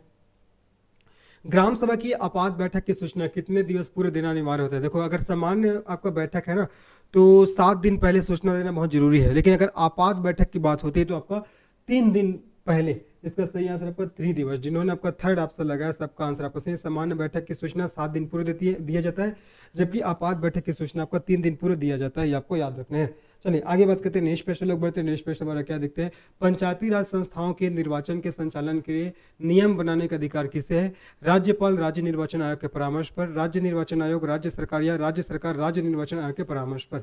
इसका सही आंसर आपका फोर्थ ऑप्शन राज्य सरकार राज्य निर्वाचन आयोग के परामर्श पर। बाकी पंचायती राज के बारे में तो आपको पता होगा, ठीक है। कौन से भाग में हमारे संविधान के कौन से भाग में पंचायती राज का उल्लेख है? तो भाग 4 में। जो भाग 4 क्या बताता है? Directive principle of state policy, राज्य के नीति निर्देशक तत्वों के बारे में आपको बताता है, ठीक है। उसमें अनुच्छेद 40 पंचायती राज की व्याख्या करता है, पता होगा। त्रिस्तरीय पंचायती राज के गठन का प्रावधान है हमारे पूरे भारत में, है ना, इंपॉर्टेंट है हमारे छत्तीसगढ़ में, ठीक है। हमारे छत्तीसगढ़, भारत बोल दिया, हमारे छत्तीसगढ़ में। चलो ठीक है, फिर आज की इस क्लास को ही हम लोग समाप्त करते हैं। स्पीड मैंने किया है, थोड़ा स्पीड मैंने बहुत इसमें किया है क्योंकि बहुत सारे क्वेश्चन थे और स्पीड नहीं करता है तो और बहुत लंबा समय हो जाता। बस मेरा उद्देश्य है कि आप लोगों को क्वेश्चन का पैटर्न समझ में जाए, किस प्रकार से क्वेश्चन पूछा जाता है, फिर इसी प्रकार से आप तैयारी कर सकते हो जी, ठीक है। बाकी रीजनिंग के कुछ क्वेश्चन में थोड़ा समय ज़्यादा लगा है ना, क्योंकि इसको सॉल्व करने में थोड़ा दिक्कत भी हो गया था मुझे। चलो ठीक है, फिर अगर वीडियो पसंद आएगा तो इसको लाइक करेगा, चैनल को सब्सक्राइब करेगा, उससे अपने दोस्तों को शेयर करेगा। मिलते हैं नेक्स्ट वीडियो में। जय श्री राम, जय श्री कृष्ण, हर हर महादेव।